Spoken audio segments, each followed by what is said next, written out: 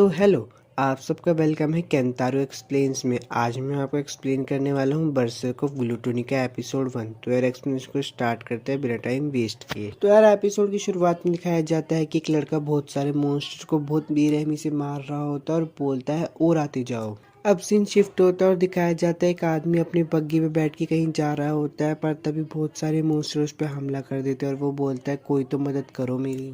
फिर यार वहाँ पे बहुत सारे योद्धा आ जाते हैं और आते ही वो उस आदमी को बोलते हैं यहाँ से हम संभाल लेंगे, आप आगे जाओ। और वो सारे के सारे मॉन्स्टर्स को वहाँ पे मार देते हैं। अब वो लोग मॉन्स्टर्स को मार के शहर में आ रहे होते हैं, तभी एक लड़की का सीन दिखाया जाता है जो कि बोलता है कि ओह मॉन्स्टर का शिकार मैं तो कभी कर ही नहीं पाऊंगा। और वो ये भी सोचता है कि सब इस बेकार ग्लूटोनी स्किल्स की वजह से है, पर वो अंदर ही अंदर खुश भी होता है कि उसके पास कुछ काम करने के लिए होता है। अब शाम का सीन दिखाया जाता है जहाँ पर वेलरिक भाई बहन शहर में आ रहे होते हैं, तभी एक आदमी से गलती हो जाती है। तो वो तीनों भाई बहन उस पर गुस्सा हो जाते हैं और बोलते हैं कि इसे तो यहीं पे मार देना चाहिए, पर बड़े वाला भाई कहते हैं छोड़ो, आज के बाद ये गलती मत। अब वापस से उस लड़के का दिखाया जाता है जो गेट पे पहरेदारी कर रहा होता है। वेलरिक ब्रदर्स उनके पास जाते हैं और बोलते तुमने आज अपना काम ठीक से किया ना? तो वो बोलते हैं हाँ मैंने अच्छे से किया। फिर वो उसके आज के काम करने के पैसे देते हैं, पर पैसे देने के साथ उसके साथ बहुत बदतमीजी भी करते हैं, उसको मारने लगते हैं और बोलते तू बहुत नीच और घटिया इंसान है, मुझे तुम लोगों से नफरत है।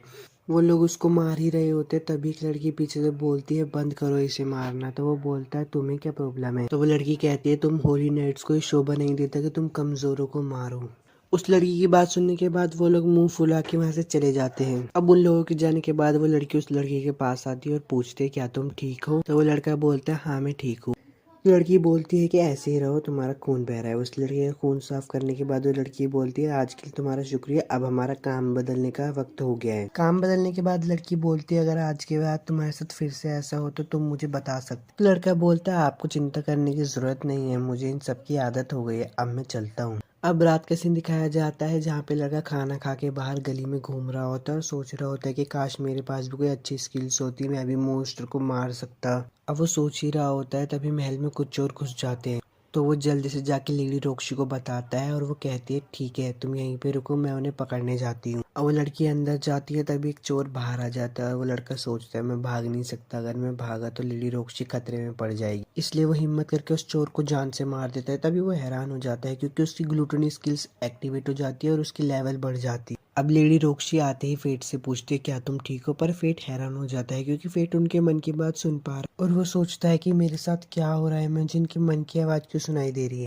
तो वो लड़की कहती है शुक्रिया, तुम्हारी वजह से मेरी बहुत मदद हुई, तुम्हारा मुझ पे एहसान है। तो वो लड़की कहती है कि मैं तुम्हारे लिए कुछ करना चाहती हूँ, क्या तुम हार्ट फैमिली के लिए काम करना चाहोगे या फिर तुम मरते दम तक वेलरिक फैमिली के साथ ही काम करना चाहो? फिर वो लड़का खुशी से बोलता है हाँ मैं आपके साथ जरूर काम करना चाहूँ। अब लड़का रात को बेड पे बैठ के सोच रहा होता है और बोलता है कि मेरी ग्लूटोनी स्किल्स कैसे खुल गई। अब सुबह का सीन दिखाया जाता है जहाँ पे लड़का हथियार खरीदने के लिए आया होता है। तभी दुकान का मालिक पूछता है तुम्हें किस तरीके की तलवार चाहिए? तो लड़का बोलता है जो 5 सिल्वर में आ जाए मुझे वो तलवार। तो वह आदमी बोलता है 5 सिल्वर में कोई तलवार नहीं है, ये पीछे कुछ कबाड़ा पड़ा है वहीं पे तुम ढूंढ। अब लड़का पीछे कचरे में तलवार ढूंढ ही रहा होता है तभी उसे एक काली तलवार मिलती है और वो ये बोलती है मुझे चुन लो। अब वो तलवार खरीद लेता है और वापस से सीन शिफ्ट होता है जहाँ पे हमें वेलरिक भाई बहन का दिखाया जाता है जिसमें उसकी बहन बोल हार्ट फैमिली चाहती है कि फेट उनके वहाँ पे काम करे। तभी उसका बड़ा भाई बोलता है इससे कोई फर्क नहीं पड़ता, हमारे लिए काम करने के लिए बहुत लोग हैं। अब सीन वापस से शिफ्ट होता है जहाँ पे फेट बहुत सारे मॉन्स्टर्स को मार रहा होता है अपनी तलवार की मदद से। मॉन्स्टर्स को मारने के बाद वो लड़का कहता है ये सब मैं कैसे कर पा रहा हूँ? तो उसकी तलवार बोलती है कि तुम्हें ग्लूटोनी स्किल्स को शुक्रिया बोलना चाहिए क्योंकि वो लोगों की स्टैट्स और उनके एक्सपीरियंस चुराती है, इसलिए तुम लेवल 1 पर हो। फिर उसकी तलवार कहती है जाने से पहले इन मॉन्स्टर्स के कान काट लो, तुम्हें इनसे पैसे मिलेंगे। अब वो पैसे लेके जा ही रहा होता है तभी उसे एक आदमी दिखता है जो कि एक बच्चे को किडनैप करके लेके जा रहा होता है। वो लड़की उस लड़के को तो फेट उसकी मन की आवाज सुन लेता है जिसमें वो लड़की कहती है प्लीज मुझे बचाओ। तो फेट उनका पीछा करता है और जहाँ पे वो उस लड़की को लेके जाता है उसके पीछे चला जाता है। तो फेट देखता है कि वो आदमी उस बच्ची को बहुत बुरी तरीके से टॉर्चर कर रहा होता है, ये उससे देखा नहीं जाता और वो बोलता है कि मैं अपनी तरह और किसी बच्चे को परेशान नहीं होने दूंगा। तो यार एपिसोड 1 तो ख़त्म हो गया। अगर आपको वीडियो अच्छी लगे तो यार लाइक और सब्सक्राइब ज़रूर करना और मुझे ये भी बताना कि मैं अगली एनिमे कौन से एक्सप्लेन करूँ। तो यार तब तक के लिए मिलता हूँ आपसे एपिसोड 2 में, बाय। तो मेरे भाई लोग यार कैसे हो आप सब लोग? आज मैं आपको एक्सप्लेन करने वाला हूँ बरसर्क ऑफ ग्लूटोनी का एपिसोड 2। तो चलिए यार एक्सप्लेनेशन को स्टार्ट करते हैं बिना टाइम वेस्ट किए। एपिसोड की शुरुआत में दिखाया जाता है कि एक लड़की किडनैप होती है और एक आदमी उसे बहुत बेरहमी से मार रहा होता है। तभी वो 2 मिनट के लिए बाहर जाता है। फेट उसे आ जाता है बचाने के लिए और कहता है कि अब तुम्हें डरने की जरूरत नहीं। अब फेट उस बच्ची की चैन खोल के बोलता है कि चलो यहाँ से। तभी उसके पीछे वो आदमी खड़ा होता है और बोलता है कि मेरी कभी कभी तुम जैसे गधों से मुलाकात होती है जो अपने आप को इंसाफ कर समझते हैं। अब फेट उस बच्ची को बचाने के लिए अपनी तलवार निकाल ही लेता है। तभी वो आदमी कहता है कि अरे तू जरा खुद को देख, क्या तू उस बच्ची को बचाते हुए लड़ पाएगा। तभी फेट सोचता है कि हाँ। तो फेट सोचता है कि पहले मुझे इस बच्ची को किसी सुरक्षित जगह पे लेके जाना होगा। अब फेट खुद से बात ही कर रहा होता है। तभी उसकी तलवार जवाब देती है और बोलती है कि फेट मेरे पास एक आइडिया है, आगे जाके छुप जाओ। उसे लगता है कि तुम कमजोर हो, हम उसकी कमजोरी का फायदा उठाएंगे। तो लड़का उसकी चोट में तलवार घुसा के बोलता है कि बता किस चूतिए ने तुझे ये काम दिया है। तो वो बोलता है कि मैं बताता हूँ। तो आदमी बताता है कि मैंने ये काम हार्डो के कहने पे किया है। तो फेट समझ जाता है कि हार्डो कौन है, जिसने उसे बचपन में बहुत परेशान किया था। अब उसे जान से मार के उस बच्ची को लेके बाहर चला जाता है। अब फेट उस बच्ची को अपना नाम बताता है और उस बच्ची के पेट से आवाज आती है। तो फेट समझ जाता है कि इसे भूख लग रही है, इसलिए वो उसे मीट खिलाने के लिए ले जाता है। अब सहारा मीट खाते खाते रो रही होती है। तो फेट कहता है कि तुम मेरी भी खा लो। तो सहारा कहती है ठीक। अब फेट सहारा को उसके घर पे ले जाता है और उससे ये भी बोलता है कि अगर तुम चीजों का हंस के सामना करोगे तो तुम हमेशा खुश रहोगी। अब सहारा को घर छोड़ने के बाद फेट रास्ते में होता है और उसकी तरह उसको बोलती है बधाई हो, तुमने अपनी पहली टेक्निकल स्किल हासिल कर ली है। अब फेट सोच ही रहा होता है कि मुझे कैसे न कैसे करके ताकतवर बनना ही होगा। तभी उसकी तलवार बोलती है कि फेट तुम्हारा कल हार्ट फैमिली में पहला दिन है ना काम करने का। तो फेट बोलता है हाँ। तो उसकी तलवार बोलती है कि तुम ऐसे जाओगे वहां पे काम करने। तो फेट चिल्ला के बोलता है कि ओ शिट, मैं तो भूल ही गया। अब सुबह का सीन दिखाया जाता है जहाँ पे फेट अच्छे कपड़े पहनकर हार्ट फैमिली में आता है क्योंकि आज उसका पहला दिन है काम करने का। अब फेट जैसे ही अंदर जाता है तो वो बहुत हैरान हो जाता है क्योंकि वो जगह बहुत बड़ी थी। अब लेडी रोक्शी आती है और बोलती है कि तुम आ गए, मैं तुम्हारा ही इंतजार कर रही थी, मुझे खुशी हुई कि तुम आए। फेट लेडी रॉक्सी को देख ही रहा होता है। तो लेडी रॉक्सी बोलती है क्या बात है। तो फेट बोलता है कि आप बहुत खूबसूरत लग रही हो, इसलिए मेरी बोलती ही बंद हो गई। तो लेडी रॉक्सी बोलती है कि कभी कभी अच्छे कपड़े पहन लेने चाहिए। अब सीन शिफ्ट हो जाता है और फेट अपने काम करने लगता है। अब काम कर ही रहा होता है तभी बूढ़े अंकल आगे बोल पहले हमें लगा था कि तुम एक पागल हो जो अपनी तलवार से बात करते हो और तुम मीट खाते वक्त भी हिचकिचा रहे थे। तो फेट बोलता है कि वो मैंने 5 साल बाद मीट खाई थी इसलिए। अब वो तीनों बात कर रहे होते हैं तभी फेट के पेट से आवाज जाने लगते हैं। तो वो दोनों बूढ़े आदमी बोलते हैं अभी तो हमने खाना खाया था, क्या तुमने खाना खाया था। तो फेट बोलता है हाँ मैंने जरूर खाया था, मुझे इसलिए भूख लग रही है क्योंकि अभी मैं बड़ा हो रहा हूँ ना। अब एक औरत आती है और बोलती है फेट को तुम्हें मालकिन बुला रही। अब लेडी रोक्सी फेट से पूछती है कि तुम्हें 1 हफ्ता होने वाला है काम करते करते, क्या तुम्हें इस काम की आदत हो गई है। पर फेट तो खुद ही कुछ न कुछ सोच रहा होता है। तो फेट हैरान होकर बोलता है कि मेरे पिताजी भी मुझे फे बुलाया करते थे। अब फेट और लेडी रोक्सी बात कर ही रहे होते हैं तभी फेट को चक्कर आ जाता है। अब फेट उठता है और वो अपने कमरे में होता है। तो वो जाके अपनी तलवार से पूछता है कि हे ग्रेट, क्या हो रहा है ये मुझे, पहले तो मैं इस भूख को संभाल लेता था। तो उसकी तलवार बोलती है कि तुम अब पूछने आए हो, अगर एक बार ग्लूटोनी स्किल्स को आत्मा को खाने की आदत लग जाए तो फिर उसे कोई नहीं रोक सकता। तुम जितनी ज्यादा आत्माओं को खाओगे उतनी ही ज्यादा ताकतवर बनोगी। तो फेट बोलता है कि अगर मैं आत्माओं को ना मारूं तो उसकी तलवार बोलती है कि अगर तुमने किसी को नहीं मारा तो तुम पागल हो जाओगे और रास्ते में चलते हुए किसी पे भी हमला कर दोगे। तो फेट की तलवार बोलते है कि मैं तुम्हारी छोटी सी मदद कर देता हूँ, जब भी तुम्हारी भूख बहुत ज्यादा होगी वो तुम्हारी आंखों में दिखाई देगी। अब वो जंगल में जाता है और बहुत सारे मॉन्स्टर्स को मार देता है और ये भी बोलता है कि मैं इसे फिर से महसूस नहीं करना चाहता। तो उसकी तलवार बोलती है कि तुम्हें मॉन्स्टर्स को मारना ही पड़ेगा अगर तुम्हें महसूस नहीं करना। अब वो अपनी तलवार से बात कर ही रहा होता है वहां पे तभी एक गोबलिन किंग आ जाता है। उसकी तलवार बोलती है कि तुम इसे मार दो। तो वो गोबलिन किंग को भी मार देता है। अब फेट की तलवार उससे बोलती है कि अगर तुम मुझे अपने सारे स्टैट्स दे दो तो मैं अपने नए रूप में आ जाऊंगा। तो फेट बोलता है कि एक नया रूप मैं देखना चाहता हूँ। जब फेट को पता चलता है कि उसे अपने सारे पॉइंट्स देने पड़ेंगे तो वो मना कर देता है। पर उसकी तलवार बोलती है कि अगर तुमने मुझे अपने पॉइंट नहीं दिए तो हमारा कॉन्ट्रैक्ट तोड़ना होगा। तो फेट बोलता है कि मेरे पास और कोई चारा नहीं और वो अपने सारे पॉइंट उस तलवार को दे देता है। अपने सारे पॉइंट देने के बाद उसकी तलवार एक नए रूप में आ जाती है और वो तलवार से बो बन जाती है। तो यार एपिसोड 1 तो खत्म हो गया। अगर आपको वीडियो अच्छी लगे तो यार लाइक और सब्सक्राइब जरूर करना और मुझे ये भी बताना कि मैं अगली एनीमे आपके लिए कौन सी एक्सप्लेन करूँ। और तब तक के लिए मैं चलता हूँ, बाय। आज मैं आपको एक्सप्लेन करने वाला हूँ बर्सर्क ऑफ ग्लूटोनी का एपिसोड 3। तो चलिए यार एक्सप्लेनेशन को स्टार्ट करते हैं। और अगर आपको वीडियो अच्छी लगे तो लाइक और सब्सक्राइब जरूर करना। एपिसोड की शुरुआत में कहा जाता है कि एक लड़की गेट के अंदर घुसने की कोशिश कर रही होती है, तो फेट बोलता है कौन है वहाँ पर। वो लेडी रॉक्सी होती है और वो फेट को बोलती है तुमने तो मुझे डरा ही दिया। फेट बोलता है कि आपने ऐसे कपड़े पहन रखे हैं इसलिए मैं पहचान नहीं पा रहा, क्या आप कैसल जा रही हो। लेडी रॉक्सी बोलती है कि अब तुम्हें पता चल गया है तो मैं तुम्हें बता ही देती हूँ, मैं शहर में कुछ खुफिया चीज करने जा रही हूँ। तो फेट बोलता है अच्छा तो आपने इसलिए भेष बदला है। लेडी रॉक्सी बोलती है कि किसी को बताना मत, और हारू को तो बिल्कुल भी पता नहीं चलना चाहिए। तो फेट बोलता है ठीक है मैं किसी को नहीं बताऊंगा। अब फेट बोलता है कि मैंने आपका वक्त बर्बाद कर दिया, मुझे माफ कर दो, मैं अपने काम पे चलता हूँ। पर लेडी रॉक्सी बोलती है रुको, मेरे पास एक जबरदस्त आइडिया, क्यों ना तुम भी मेरे साथ चलो। वो दोनों गली के बीच में होते और फेट उसे बार बार रॉक्सी बुला रहा होता है। तो लेडी रॉक्सी बोलती है कि मुझे बार बार लेडी रॉक्सी मत बोलो वरना सब लोग पहचान जाएंगे, मुझे सोचने दो, तुम मुझे लेक्सी बुला सकते हो। अब फेट बोलता है कि बकवास मत करो, चुप रहो। तो लेडी रॉक्सी बोलते है कि मुझे माफ कर देना बक बक करने के लिए। तो फेट बोलता है नहीं नहीं मैं आपको नहीं बोल रहा था, आप बक बक बिल्कुल नहीं करती। अब लेडी रॉक्सी और फेट दोनों मजे कर रहे होते हैं बाजार में घूमकर, पर तभी एक आदमी बोलता है होली नाइट्स आ रहे हैं। तो तभी सब साइड में हो जाते हैं। वो होली नाइट्स अपने रास्ते में जा ही रहे होते, तभी उन्हें किसी की भूख लगने की आवाज आती है। तो वो चिल्लाकर बोलते है कौन है किसने। तो फेट बोलता है कि मुझे माफ कर दो सर, पर वो होली नाइट बोलता है मुझे आवाज नहीं आ रही। अब वो होली नाइट फेट पे पैर रखने ही वाला होता है, तभी लेडी रॉक्सी आती है और बोलती है उसने माफी मांग ली है ना। पर वो होली नाइट बोलता है तेरी इतनी हिम्मत, तू हमसे ऐसे बात करेगी। वो नाइट बोलता है कि जरा रुको, मैंने तुम्हें शायद कहीं देखा है, और पब्लिक भी उन्हें पहचानने लगती है कि लेडी रॉक्सी है। तब फेट की तलवार कहती है कि उससे जरा चिपको, उसके लवर बनो, इससे किसी को पता नहीं चलेगा कि वो लेडी रॉक्सी है। वो दोनों लवर बनने का एक्टिंग करते हैं और वहां से बच के साइड में आ जाते हैं। तो लेडी रॉक्सी बोलते हैं मैंने आज से पहले किसी लड़के का हाथ नहीं पकड़ा, और ये फेट सुन लेता है। सीन चेंज होता है और दिखाया जाता है लेडी रॉक्सी एक हीरे को देख रही होती है। तो फेट उनसे बोलता है कि आपको कुछ पसंद आ गया है। तो लेडी रॉक्सी बोलती है हाँ हीरा। तो वो दुकानदार उनसे बोलता है कि अपनी गर्लफ्रेंड के लिए हीरा ले लीजिए। पर लेडी रॉक्सी बोलती है मुझे हीरा नहीं चाहिए और दुकान से चली जाती। फेट लेडी रॉक्सी से पूछता है कि आपको सच में नहीं चाहिए। तो लेडी रॉक्सी बोलती है मेरे किसी काम का नहीं होते। तभी दो आदमी बात करते हुए जा रहे होते और बोलते हैं कि किसने गोबलिन किंग के कान को काट कर दान कर दिया उस ऑर्फनेज को।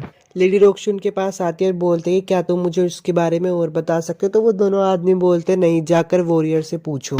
लेडी रॉक्सी फेट से बोलते हैं कि मुझे तुम वॉरियर के पास ले चलो। तो फेट बोलता है आप इसी बंदे की तलाश कर रही हो। लेडी रॉक्सी बोलती है हाँ मैं उस भटकते मॉन्स्टर की तलाश कर रही जो हाल ही में कैपिटल के इर्द गिर्द घूम रहा है। शाम का सीन दिखाया जाता है। फेट वहीं पे जाता है जहाँ पे वो खाना खाता था। वो अपनी कुर्सी पे जाके बैठता है तो वहाँ का मालिक बोलता है तुम वहाँ पे नहीं बैठ सकते, वहाँ पे एक लड़का बैठा करता था जो हाल ही में गुजर गया। वो दुकान का मालिक फेट को देखकर बहुत हैरान हो जाता है और बोलता है कि तुम जिंदा हो। तो फेट बोलता है हाँ, क्या मैं यहाँ पे बैठ सकता हूँ। वो कहता है बिल्कुल बैठ। अब वो दोनों अपना खाना खा रहे होते तभी वहाँ पे एक बूढ़ा आदमी आता है और वो फेट को देख के बोलता है भूत तुम जिंदा हो। तो फेट बोलता है हाँ। लेडी रॉक्सी उस बूढ़े आदमी से पूछती है कि तुम्हें पता है उस भटकते हुए भूत का क्या सीन है। तो वो बूढ़ा आदमी बोलता है कि भटकता हुआ मॉन्स्टर एक लीच है। तो लेडी रॉक्सी बोलती है अगर वो लीच है तो एक बड़ी प्रॉब्लम है। और वो बूढ़ा आदमी ये भी बोलता है कि इसलिए होली नाइट्स उस लीच को मारने पे लगे हुए हैं। अब वो दोनों बाहर आ जाते हैं तो लेडी रॉक्सी को फेट शुक्रिया बोलता है क्योंकि लेडी रॉक्सी ने उसकी तलवार की मरम्मत करवाई थी। लेडी रॉक्सी बोलते है कि तुम्हें शुक्रिया कहने की जरूरत नहीं है, शुक्रिया तो मुझे कहना चाहिए, मैं तुम्हारी मदद की वजह से उस भटकते हुए मॉन्स्टर के बारे में जान पाई। फेट लेडी रॉक्सी से पूछता है कि मॉन्स्टर हंट के बारे में आपको कैसे पता नहीं चला। तो लेडी रॉक्सी बोलती है कि वेरी फैमिली काम कर रही है और मुझे बताने का सोचा भी नहीं। अब वो आगे चलते रहते हैं तो हार्डो एक बच्चे को परेशान कर रहा हो। फेट उस बच्चे को बचा लेता है। तो लेडी रॉक्सी राफेल से पूछती है कि तुमने उस मॉन्स्टर हंट के बारे में मुझे क्यों नहीं बताया। तो राफेल का भाई बोलता है कि मुझे लगा तुम अपने पिता के गुजरने से सदमे में होगी। लेडी रॉक्सी बोलती है कि मैं ठीक हूँ। तो राफेल बोलता है जानकर खुशी हुई, अब हम चलते हैं। फेट उस बच्चे से पूछता है तुम खो गए हो। तो वो बच्चा बोलता है हाँ मुझे मम्मी नहीं मिल रही। तो फेट बोलता है कोई नहीं, मैं तुम्हारी ढूंढने में मदद करता हूँ। बच्चे की मम्मी को ढूंढने के बाद फेट बोलता है कि अब हमें घर चलना चाहिए वरना हम मुसीबत में फंस जाएंगे। लेडी रॉक्सी फेट को बोलते कि अब हम फंसने ही वाले तो हम साथ मिलकर फंसेंगे। तो फेट बोलता है ठीक है चलो चलते हैं घर। अब रात का सीन दिखाया जाता है जहाँ पे फेट अपनी तलवार से पूछ रहा होता है मैं बिना लेडी रॉक्सी को पता चले कैसे मॉन्स्टर्स को मार सकता हूँ। तो उसकी तलवार बोलती दिमाग में एक आइडिया आ तो रहा। वो एक मास्क को देखता है और उसकी तलवार बताती है कि इस मास्क को पहनने से जो भी तुम्हें देखेगा तुम उसे अलग दिखोगे। अब सुबह का सीन दिखाया जाता है जहाँ पे फेट लेडी रॉक्सी को एक गिफ्ट देता है और बोलता है कि शुक्रिया मुझे जॉब देने के लिए, और बोलता है कि आपकी वजह से मुझे इतना अच्छा कमरा और घर और खाने को मिला। लेडी रॉक्सी बोलती है कि बताओ तुम्हें क्या चाहिए, तो फेट बोलता है मुझे कुछ नहीं चाहिए। एपिसोड 3 तो खत्म हो चुका है। अगर आपको वीडियो अच्छी लगे तो लाइक और सब्सक्राइब जरूर करना और मुझे भी बताना कि मैं नेक्स्ट टाइम आपके लिए कौन से एक्सप्लेन करूँ। तब तक के लिए चलता हूँ। हेलो दोस्तों, आज मैं आपको एक्सप्लेन करने वाला हूँ बर्सर्क ऑफ ग्लूटोनी एपिसोड 4। तो चलिए एक्सप्लेनेशन को स्टार्ट करते हैं। और अगर आपको वीडियो अच्छी लगी तो लाइक और सब्सक्राइब जरूर करना। एपिसोड के साथ दिखाया जाता है कि बहुत सारे नाइट्स फेट को देखकर बोलते हैं लीच आ गया भागो। अब सीन चेंज होता है और दिखाया जाता है कि लेडी रॉक्सी फेट के पास आती है और बोलती है कि मेरे पास तुम्हारे लिए एक सीक्रेट मिशन है, क्या तुम चलोगे। रॉक्सी की मम्मी आती है और बोलती है तुम लोगों का स्वागत है, पर लेडी रॉक्सी बोलती है आपको स्वागत करने की जरूरत नहीं थी, आपकी तबीयत ठीक नहीं। तो रॉक्सी की मम्मी कहती है कि कोई बात नहीं, मुझे अच्छा लग रहा है। अब रॉक्सी की मम्मी ये भी कहती है कि वो कौन है तुम्हारे पीछे। तो लेडी रॉक्सी बोलती है ये मेरा सेवक है, इसका नाम है फेट बोलता है कि आपसे मिलकर खुशी हुई, मेरा नाम है फेट ग्रेफाइट। तो लेडी रॉक्सी की मम्मी बोलती है मैं हूँ आयशा हार्ट, खुशी है कि तुम यहाँ पे आए, तुम्हारा स्वागत है फेट। अब लेडी रॉक्सी की मम्मी फेट को बुलाती है अपने पास और बोलती है क्या तुम्हें मेरी बेटी पसंद है। तो लेडी रॉक्सी बोलती है आप ये इससे क्या पूछ रही हो। तो उसकी मम्मी बोलती है कि मैं तो बस जानना चाहती थी कि उसे काम देने वाली के नाते वो तुम्हारे बारे में क्या सोचता। फेट बोलता है कि आयशा सामा, मैं लेडी रॉक्सी की बहुत इज्जत करता हूँ और अगर आपकी इजाजत हो तो मैं उनकी पूरी जिंदगी सेवा करूंगा। फेट की सारी बातें सुन के लेडी रॉक्सी वहां से चली जाती है। तो फेट बोलता है मैंने कुछ गलत बोला। तो उनकी मम्मी बोलती है जब उसे शर्म आती है तो वो भाग जाती है, वो जरा सी भी नहीं बदली। फेट अंगूर की खेत में काम कर रहा होता है, तभी उसके पास एक आदमी आता और बोलता है कि इसे पी लो, इससे तुम्हारी थकान खत्म हो जाएगी। फेट उस जूस को पीकर बोलता है कि ये तो बहुत स्वादिष्ट है। तो वो आदमी बोलता है ना, ये स्वादिष्ट तो होना ही चाहिए क्योंकि हमने इस स्वाद को बनाने में बहुत मेहनत की है, हमें गर्व है कि हम इसका इतना अच्छा स्वाद बना पाए। तो फेट बोलता है सर मेसन को भी है। वो आदमी बोलता है कि मैंने सुना है कि वो गालिया में मारे गए, लेडी रॉक्सी के लिए ये बहुत मुश्किल रहा होगा। हमें तो पता भी नहीं था कि लेडी रॉक्सी इस साल आएगी भी या फिर नहीं आएगी, पर हम खुश है क्योंकि वो इस साल आई। तो फेट उनसे पूछता है लेडी रॉक्सी हर साल फसल की कटाई में मदद कर। तो वो बोलता है कि अंगूर का खेत उसका भी हिस्सा है। और वो यहाँ पे मॉन्स्टर्स को भी मार देती है। जब अंगूर की कटाई होने वाली होती है तो बहुत सारे मॉन्स्टर भी खाना खाने के लिए आते हैं, पर लेडी रॉक्सी उन सबको मार देती है। शाम का सीन दिखाया जाता है जहाँ पे लेडी रॉक्सी फेट को बोलती है तो मेरे बिना चले जाओ। तो फेट बोलता है ठीक। फेट अपने घर के रास्ते में जा ही रहा होता है, तभी उसे एक लड़की बोलती है तुम सुनो। तो फेट बोलता है उसकी आंखें तो बिल्कुल मेरी तरह है। फेट उस लड़की को बोलता है तुम्हें क्या चाहिए, पर वो लड़की उसे बोलती है शायद लगता है मैं बहुत जल्दी आ गई हूँ, और वहां से चली जाती है। फेट अपनी तलवार से पूछता है कि वो कौन है, पर उसकी तलवार उसे कुछ नहीं बताती। लेडी रॉक्सी वहां पे आ जाती है। तो फेट उसे बोलता है आपको तो कुछ काम था, पर लेडी रॉक्सी बोलते हैं मैं अंगूर लेने गई थी। लेडी रॉक्सी उस लड़की को देखकर बोलती है ये तो एक गालिया है। फेट बोलता है मुझे तो लगा था गालियां तबाह हो गए। अब सीन चेंज होता है, गांव वाले इकट्ठे होते तो देखते उनके सारे के सारे खेतों को बर्बाद कर दिया था। सीन चेंज होता है और दिखाया जाता है लेडी रॉक्सी और फेट एक साथ शिकार पर गए होते हैं। तो फेट देखता है वहां पे इतना बड़ा मॉन्स्टर आ जाता है और उसकी तलवार बोलती है उस मॉन्स्टर को देख के तुम्हें भूख लग गई ना। फेट परेशान होकर बोलता है कि मैं अपना ये रूप लेडी रॉक्सी को नहीं दिखा सकता। अब वो लोग वापिस से गाँव में आ जाते हैं और लोग बोलते हैं उसे इतने बड़े मॉन्स्टर को कौन मारेगा। तो लेडी रॉक्सी बोलती है आप सब चिंता मत करिए, मैं उसे मार दूंगी क्योंकि मैं एक होली नाइट हूँ। रॉक्सी की टीम उसके पास आकर बोलती है कि हमें उस मॉन्स्टर को मारने के लिए तैयारी करने में पूरा एक दिन लग जाएगा। तो रॉक्सी बोलते है कोई बात नहीं, आप अपना पूरे समय ले ली। फेट बोलता है कि मैं अभी इतना ताकतवर नहीं हूँ कि लेवल 50 के मॉन्स्टर को मार सकूं, पर मुझे कुछ न कुछ तो करना ही होगा। अब रात को फेट आता है और उस बड़े मॉन्स्टर और उसके साथी को मार देता है। तो फेट को चक्कर आने लगता है। वो अपनी तलवार से पूछता है ये क्या हो रहा है। तो उसकी तलवार बोलती है तुमने एक बहुत बड़ी सोल को खाया है, इसलिए तुम्हें ओवरलोड हो गया। फेट की तलवार उसे बोलती है फेट खुद को संभालो वरना हालत और खराब हो जाएगी। अब लेडी रॉक्सी सुबह ब्रेकफास्ट करते हुए अपनी मम्मी को बताती है कि उस मॉन्स्टर को किसी और ने ही मार दिया, शायद वो एक गालिया होगी क्योंकि वो एक होली नाइट से भी ज्यादा बहादुर होती है और ताकतवर भी। रॉक्सी की मम्मी फेट से बोलती है कि मैं चाहती हूँ कि तुम लेडी रॉक्सी के साथ हमेशा रहो। फेट बोलता है पर मेरे जैसा कोई। तो रॉक्सी की मम्मी बोलते हैं मैं ये नहीं कह रहा कि तुम्हारे पास गौरवी शक्ति होनी चाहिए या फिर तुम्हारे पास कोई होली नाइट जैसी ताकत हो, मेरे पास ज्यादा टाइम नहीं बचा, इसलिए मैं चाहती हूँ कि तुम रॉक्सी का साथ दो। फेट और रॉक्सी अब वहां से आ जाते हैं। अब रात का सीन दिखाया जाता है जहाँ पे फेट कुछ गोबलिन को मारकर कह रहा होता है मेरी भूख तो शांति नहीं हो रही। तो उसकी तलवार बोलती है कि तुम्हारी स्किल को अब बड़ी आत्माओं को खाने की आदत लग गई, इसलिए छोटी आत्माओं से अब तुम्हारा काम नहीं चलेगा। फेट, वक्त निकलता जा रहा है, तुम्हें सही समय पर सोचना होगा। रोक्शी अपनी पापा की कब्र पे जाती है और बोलती है मुझे गालिया को ढूंढने के लिए चुना गया है, पर उसके पीछे से फेट बोलता है प्लीज ऐसा मत करिए, आप वहाँ पे मत जाइए। पर रोक्शी बोलती है कि मैंने जाने का फैसला कर लिया है, अब मैं जाकर ही रहूंगी। एपिसोड 4 तो खत्म हो गया। अगर आपको वीडियो अच्छी लगे तो लाइक और सब्सक्राइब जरूर करो और मुझे ये भी बताओ कि मैं नेक्स्ट टाइम भी आपके लिए कौन सी एक्सप्लेन करूँ।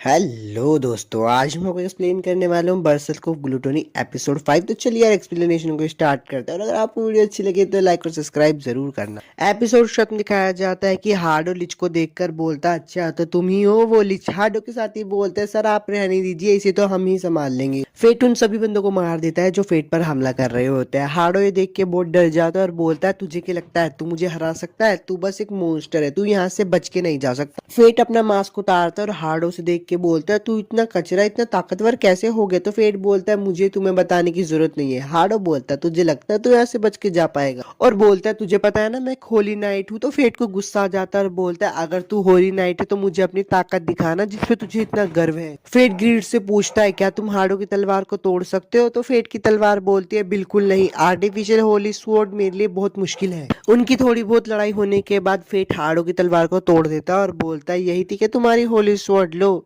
इसे अब उठाओ यहाँ से। हार्डो अपनी टूटी हुई तलवार को देख के डर जाता है और पीछे हटने लगता है। तो फेट उसे बोलता है तुम तो एक होली नाइट थी ना, तो पीछे क्यों हट रहे हो? तुम सही में किसी काम के नहीं हो, एकदम बेकार हो। फेट हार्डो को पटक पटक के मारता है तो हार्डो बोलता है प्लीज मुझे जाने दो। फेट को ये बात सुन के और भी गुस्सा आ जाता है और वो बोलता है तुम्हारी ये हिम्मत कैसे हुई है कहने की लोगों के साथ कीड़े जैसा बर्ताव करने के बाद, और अब तुम्हारी वजह से लेडी रोक्सी के ऊपर भी खतरा मंडरा रहा है, तो जैसे घटिया इंसान की वजह से। हार्डो फेट से बोलता है तुमने मुझे पूरा क्यों नहीं मारा, मुझे मार दो बस। फेट बोलता है अभी नहीं, मुझे तुमसे कुछ सवाल पूछने हैं। हार्डो बोलता है लेडी रोक्सी के बारे में। लेडी रोक्सी बोलती है मैं जाऊंगी, अगर मेरी जिंदगी इस किंगडम के किसी भी इंसान को बचा सकती है तो मैं जरूर जाऊंगी। वापिस से फेट का सीन दिखाया जाता है। अब फेट फाइनली हार्डो को मार देता है तो हार्डो की स्किल भी फेट को मिल जाती है। तो फेट की तलवार उससे बोलती है तुम एक होली नाइट बन गए हो। तो फेट बोलता है मुझे होली नाइट नहीं बनना। फेट की तलवार बोलती है मुझे लगा ही था तुम ऐसा कहोगे, क्यों ना तुम मेरी सेकंड लेवल का इस्तेमाल कर सकते हो। तो फेट बोलता है बिल्कुल करो, ऊपर से इसके स्टेट्स लेने से मेरे उल्टी करने का मन कर रहा है। फेट की तलवार उसकी सारे स्टेट्स लेकर बोलती है ये है मेरी सेकंड लेवल एक ग्रेट साइथ श्राप जो इस ब्लेड में बसा हुआ है, वो कुछ समय के लिए किसी भी चीज को काट सकता है। फेट बोलता है किसी भी चीज को काट सकती है, तो वो मन में सोचता है काश लेडी रोक्सी की ट्रिप को भी काट सकती है। अब लेडी रोक्सी जाने वाली होती है तो सबको बाय बोल रही होती है। अब फेट के पास आती है और बोलती है हम फिर मिलेंगी फेट।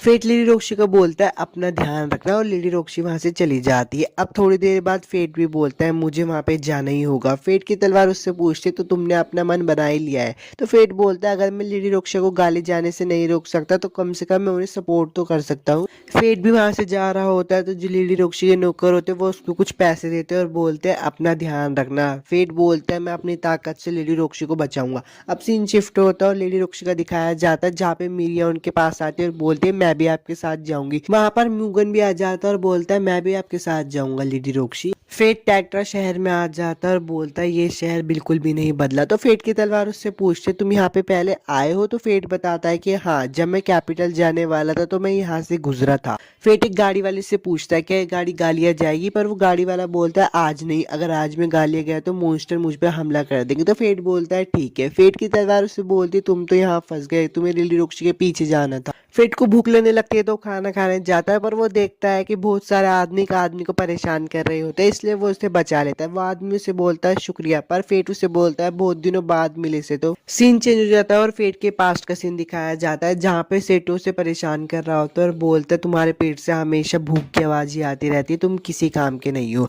अब थोड़ा सा आगे का सीन दिखाया जाता है जिसमें फेट के पापा उसे बोलते हैं तुम जड़ी बूटियां बनाने लगे हो, पर फेट बोलता है आप हमेशा जख्मी होके आते हो इसलिए मैं जल्दी बनाने लगा हूं। फेट के पापा मर जाते हैं तो गांव के लोग बोलते हैं डीन के पास स्पेयर टेक्निक स्किल थी तो गांव के सरपंच ने उसे रखा, पर इस बच्चे को कौन रखेगा? वो देखता है कि गांव वाले उसके ऊपर पत्थर बरसाने लगते हैं और बोलते हैं तेरा इस गांव में कोई काम नहीं है, निकल जहाँ से, तू किसी काम का नहीं है। अब प्रेजेंट का सीन दिखाया जाता है जहाँ पे से तो फेट से बोलता है मुझे तुम्हारी मदद की जरूरत है फेट। फेट बोलता है गांव के सरपंच का बेटा है सेटो, मुझे पता है इन्होंने मेरे साथ क्या काम किया है। तभी फेट की तलवार बोलती है फेट चलो ना इसका काम कर देते हैं, वैसे भी तुम्हें अपनी ग्लूटोनी स्किल्स की भूख को भी तो मिटाना है। फेट बोलता है ठीक है मैं तुम्हारे गाँव के मॉन्स्टर्स को मार दूंगा। अब वो गाँव की तरफ जा रहे होते तो सेटो के पापा बोलते हैं जिस कचरे को हमने निकाला था तुम उसे वापिस लेकर आ गए। सेटो बोलता है फेट बहुत ताकतवर है, मैंने उसे गुंडों को हराते हुए देखता है। तो सेटो के पापा बोलते हैं हमें तुमसे ये उम्मीद नहीं थी, तुम्हें योद्धा लाने को कहा था पर तुम एक कचरे को उठा कर लिया है। सेटो फेट को अपने घर पे ले आता है और बोलता है जो भी पहले हो उसके लिए मैं माफी चाहता हूँ। पर फेट बोलता है मुझे तो इसकी आदत है, तुम मुझे थोड़ा मॉन्स्टर्स के बारे में बताओ। तो सेटो उसे बताता है कि कुछ महीने पहले गाँव में मॉन्स्टर्स दिखाई दिए